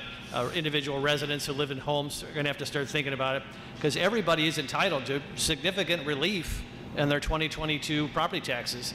And again, just something to think about. And I think there is, because I know I was working with a constituent who wanted a certificate of condemnation, which basically the town says that it's not livable and not salvageable. And that allowed them to, I think, from an insurance claim, follow through some things. So there are some things in place you can get, I think, to maybe solve some of your questions. Well, I think that's a good point, Councilor Veach. Well, unfortunately for you, some of us are not in as bad a situation as you're in. We're in that kind of halfway situation, and you still have to figure out how to document that. But you're right. I mean, that would be a great, for your situation, that would be a great option. I'm thinking about the people that sort of are in that halfway point that can't live there, but they still have to document that they can't live there.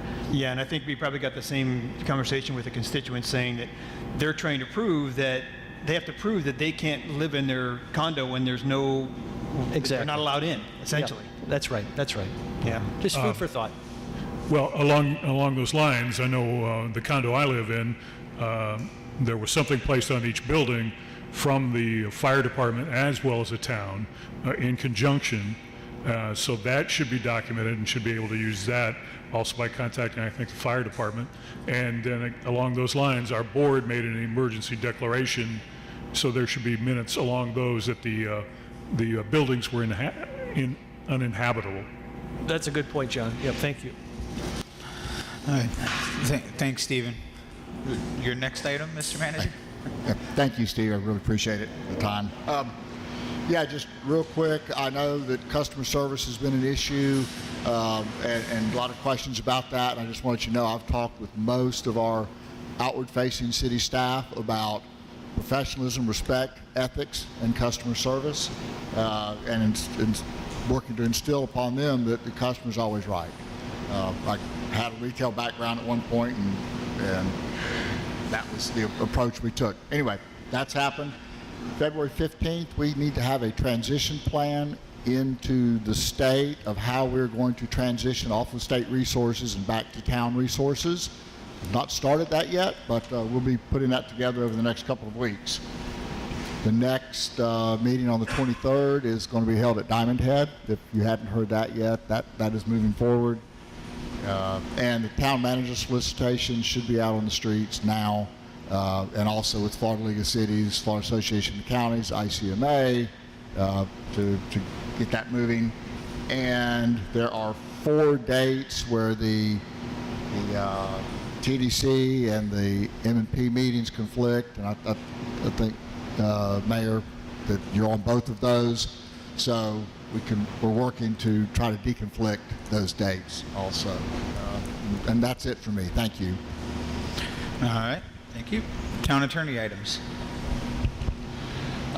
Just to remind everyone that we have shade meetings coming up after the lunch break, and I'm arranging a meeting with Chris and Keith to discuss some other items. You all may recall that we had received direction to foreclose on some code enforcement liens that had accumulated where the property owners were still in non-compliance. So want to bring them up to speed, and then probably next council meeting ask for shade meetings so we can start meeting with you all collectively and getting direction on how you wish for us to proceed in those matters. Nothing further. All right, thank you. Council matter items and report. Vice Mayor Ederhall. Fortunately, Steve helped me with a lot of my items. Karen, are you going to take the short-term rental piece? Okay, I'll take that off my list. One of the things I want to first give an update on is the post office. Obviously, a very painful issue for our island, and rightfully so, the fact that we can't mail a first-class letter on our island after 100 days, and we have to drive out to the airport to pick up our mail is particularly painful. There's been a number of conversations with the postal officials. I've been working with Senator Scott's office, and he initially contacted the Postmaster General, which really helped kind of jar things over there and get things rolling. And they've pledged 2 trailers to the post office facility, and one of them has been delivered. It's sort of a double trailer, if you will, and they're waiting for the second one to be delivered. And those 2 trailers, one will be for retail and one will be for picking up your mail. The challenge, of course, is there's no timeline as to when the second trailer is coming and when those 2 trailers will be operational. So given some exchanges with the post office and the senator's office and some of our friends in the media, particularly at Beach Talk Radio, I believe we have everyone's attention once again. And I had a wonderful text from Senator Scott's office this morning.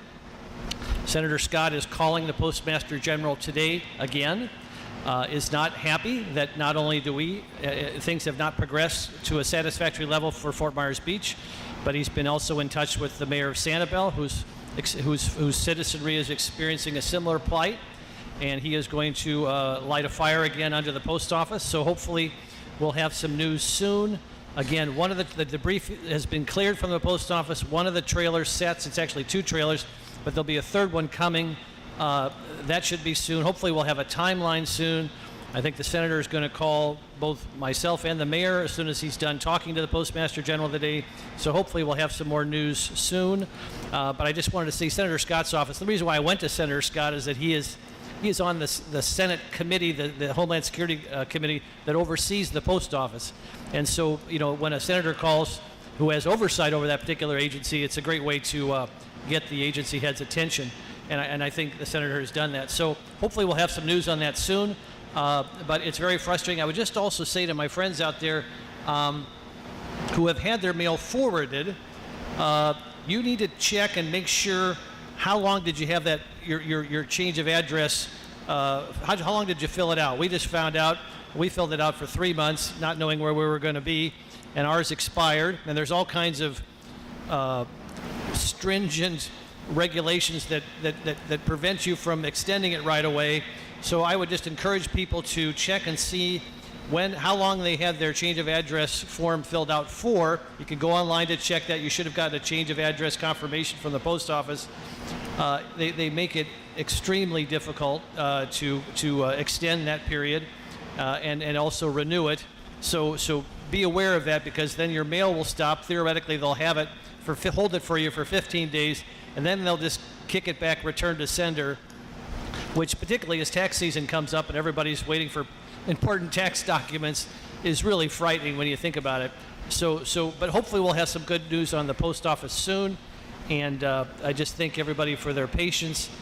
Quite frankly, it's just unacceptable at this point, but we are keeping the pressure on, and hopefully we'll have some good news as well. I think in the interest of time, Mr. Mayor, I think I've talked enough, so I'm gonna pass on my other items, and thank you very much. All right, thank you, and thank you to you and Beach Talk Radio for taking up that initiative and keeping the pressure on. We got the right person on the job, I believe. So. Councilor Veach.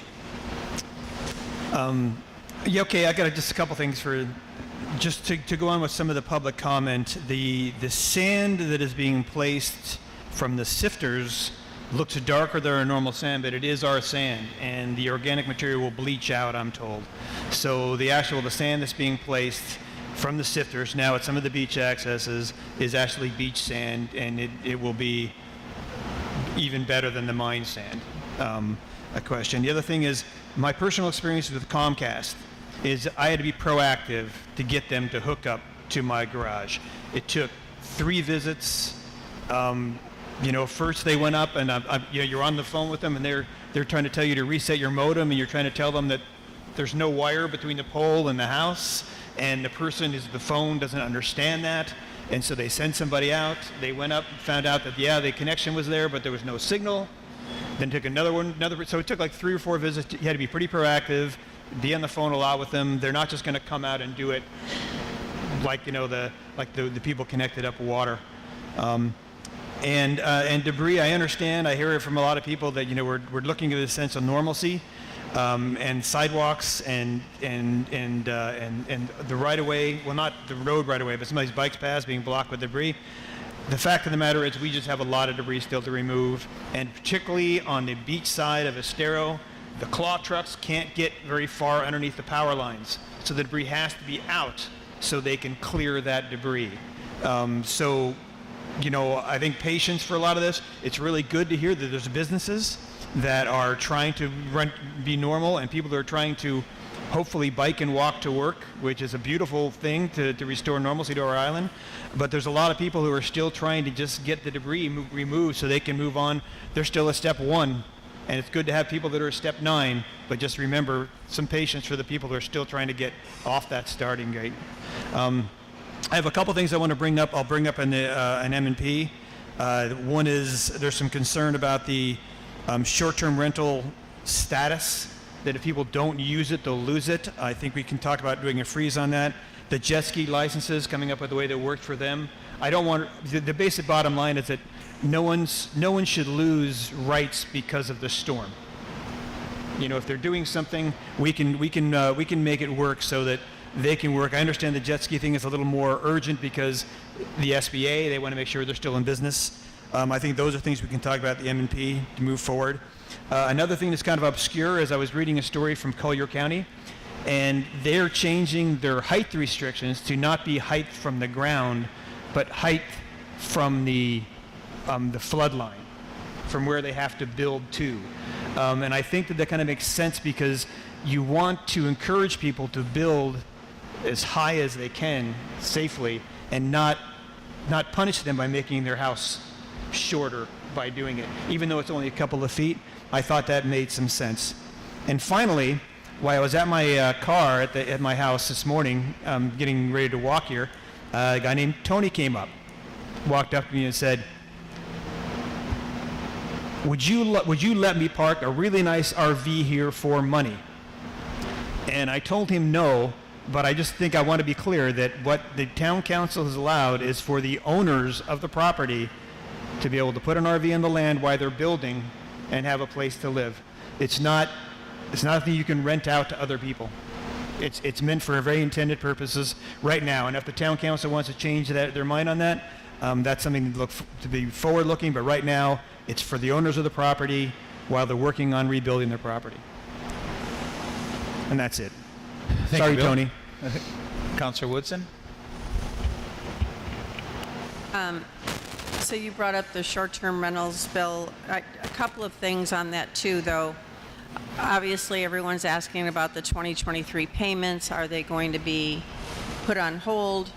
And how would they be handled going forward? There's also a lot of questions of revising those fees going forward, and is there any appetite? And I don't know how we exactly bring that up, or we discuss it. Maybe we discuss it at M&P. Maybe it has to be on the agenda.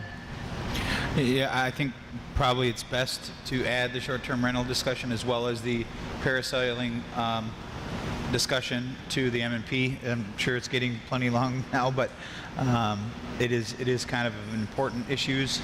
So if you're okay with it, and I'm okay with it, and I believe you only need 2 people, but to add it to that.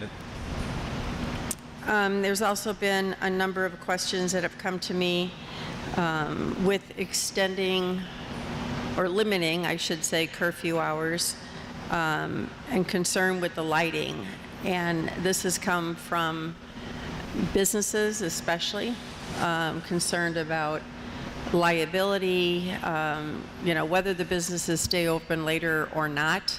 That's their individual decision. But there is concern about that, and just wondering if we're going to have additional law enforcement on the streets, not so much at the base of the bridge, but are we going to have more people just riding, if you will? We have had that conversation with Captain Layler about, with that comes the management of who is there, of our visitors. And not specifically are you adding 1 or 2 or 3 resources, but we have had that conversation with them. And I agree. I walked probably 8 o'clock the other evening back from one of those establishments downtown, and it was very, very dark. I had used my flashlight on my phone. So I agree, and we'll continue that conversation with the sheriff, and I'll let you know. Perfect. And then we all got an email. Are you going to talk about this, John? Bill Perry? All right, then I'm done. Councilor King? Yeah, to pick up on what Councilor Whitson was talking about, Bill Perry, his son, along with the Webbers, have been doing yeoman's work on cleaning up our beaches.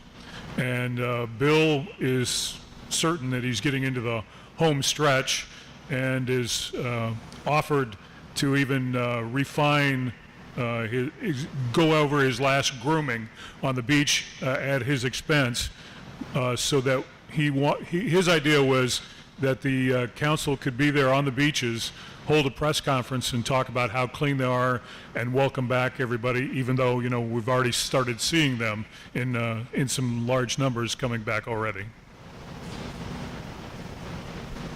I'm certainly open to that discussion. I think we should talk about it in an M&P so that other council members can weigh in on it, but it's certainly, I'd be in favor of having that discussion. Okay, thanks. Mr. Mayor, in terms of gathering, it may be premature at this point, but since we're all talking, and another update to the community, and I'm interested in our town attorney's opinion on this. I have been working with the government affairs representative / lobbyist for the CVS pharmacy on our island, the only pharmacy on Fort Myers Beach, trying to get a timeline as to when they're going to open again. Obviously, we see our friends at Publix extremely active over there, doing great work, and I don't see a lot of activity at CVS. And I've made it clear that we are the only, that they are the only pharmacy on the island, and that it's a sense of urgency that they need to reopen that store. And I'm waiting for some additional information and timelines. But I just was curious, is it possible, John, for the 5 of us, assuming my colleagues are interested in this, and I think they might be, for us to gather at the CVS or any particular property, have a press conference, talk about the importance of that property to our community, and publicly ask the corporate leadership to hear us and to take hopefully our concerns under advisement and encourage them to open up that store? Are there sunshine issues there, or how would we do that if we were to do that? Because it's getting to be a real hardship. I know that the town has some plans to try to help offset some of that adversity, but at the same time, it's the only pharmacy on the island, and I don't think it's the corporate structure at CVS. It's so difficult to get to a decision maker because I don't want to cast any aspersions, but it's a bureaucracy, and I thought we might have a shot at getting their attention for the public benefit of gathering and trying to make a positive plea for them to step it up a little bit for Fort Myers Beach. How would a town council handle something like that, assuming anyone's interested in doing that? Well, obviously, it can be publicly noticed as a public meeting, and presumptively the purpose is to in fact have the public there, including the press, to capture the message that the council's sending. But I would be careful about where it actually is conducted. It is private property. You mentioned in front of CVS. I would suggest on the sidewalk in front of CVS would be the limitation, because we don't want to in turn get a letter from CVS saying stay off of our property, we're all trespassing. It's been, so those would be my two comments. Just some food for thought. Sometimes just having this colloquy in a public setting will send the appropriate messages without even having to do anything. So it's well, good. Yeah. in the past, in situations like this, on obviously Hurricane Ian matters, the direction of the council has been to ask the administration to draft a letter for the mayor's signature voicing the council's concern and asking, hey, what do you all intend on doing? We'd like a response at your earliest convenience. If that's the will of the council, we can do that as a first step. And I think that's great. I think and this seems absurd, but the challenge of that is trying to find an actual human with this company who has jurisdiction over this area. And I'm working on that. But again, just having this conversation will hopefully get out to our friends at CVS. We love our friends at CVS. We want them to open. They have a great pharmacist there who would love to come back. She's at a different pharmacy nearby. And so again, hopefully this will begin to send a message that we really hope they have a sense of urgency about coming back. Thanks, Mr. Mayor. And I would think, that if you did a "We Love CVS" thing, that their PR department would be all about supporting that. Hey, Councilor King, do you have anything else to add? I'm good. All right. I just have a couple of quick things. There's been some question from some of our committees about when they're going to start gathering again to discuss besides the LPA. Public Safety Committee has shown interest to want to start gathering again. So if we can revisit trying to get a schedule in place for them to start talking about some of these issues, I think that would be very important. I just want to remind everyone about the parking fees were reinstated today along with their curfew hours. Steve touched on it briefly that the permit fees will be reinstated again after the 15th. So just a public service reminder to get that that the parking fees, the curfew hours have changed, and the permit fees will be changing on the 15th. We already talked about the discussion for the watercraft. And then the last thing is I was contacted, and maybe this is directed towards you, John. I don't know if there's anything that we can do.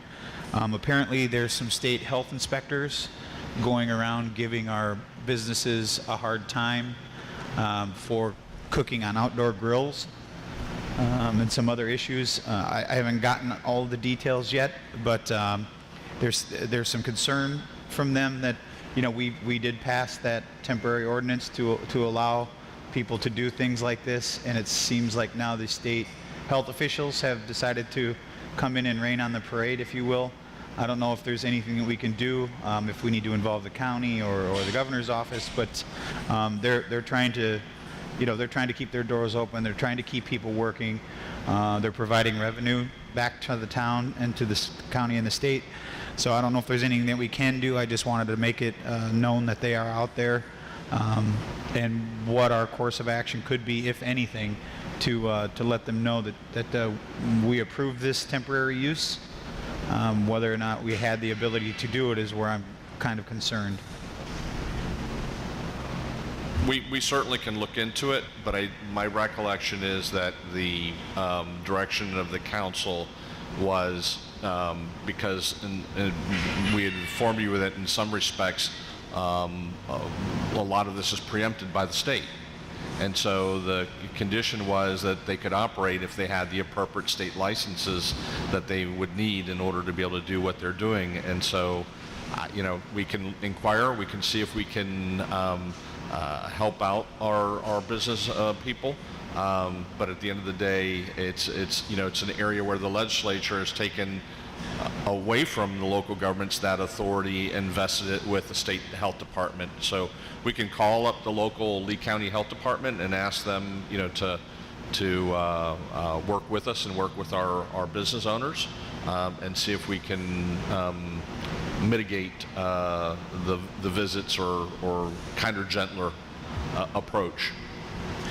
Yeah, I think that would be beneficial. It appears to me that they're all keeping things at temperature where they're supposed to be through their coolers and stuff. It's just the matter of actually preparing the food as it's ordered, I think is what it sounded like the issue was.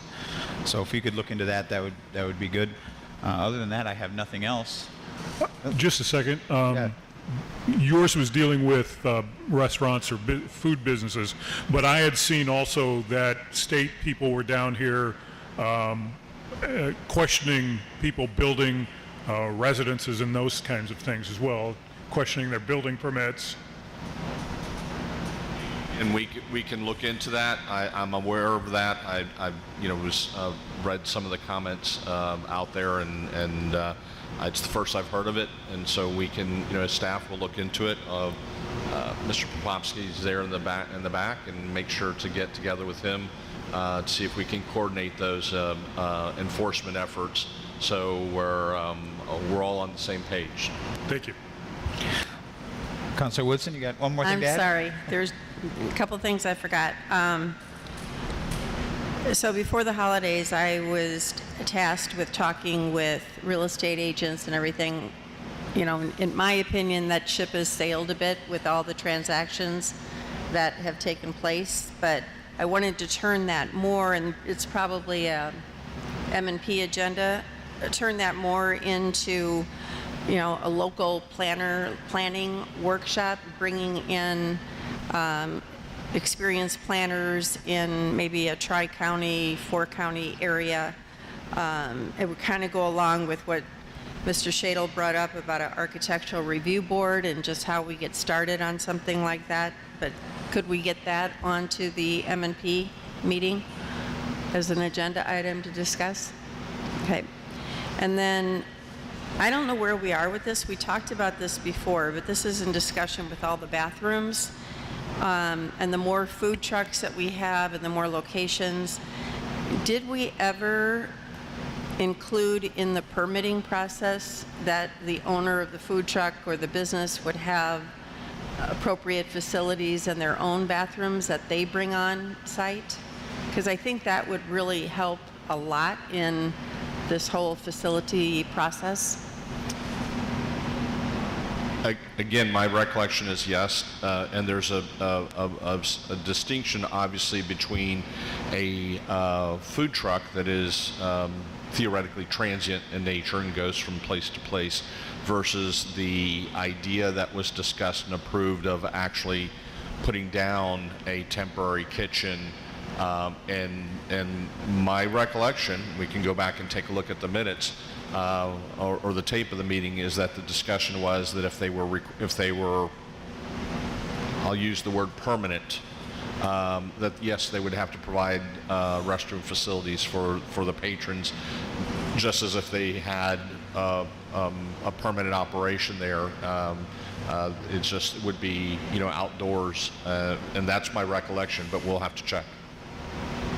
Okay. And then the other topic is just open positions, and I'm sure we'll get an update on that with M&P. Open positions and interviews and things, positions that have been posted and that type of thing. Across the board positions? Okay. Yes, ma'am. Now I'm done. All right. Any other input for the good of the meeting? Move to adjourn. Motion to adjourn. Is there a second? I'll second. All those in favor signify by saying aye. Aye. Aye. All those opposed? Hearing none, we are adjourned at 12:34.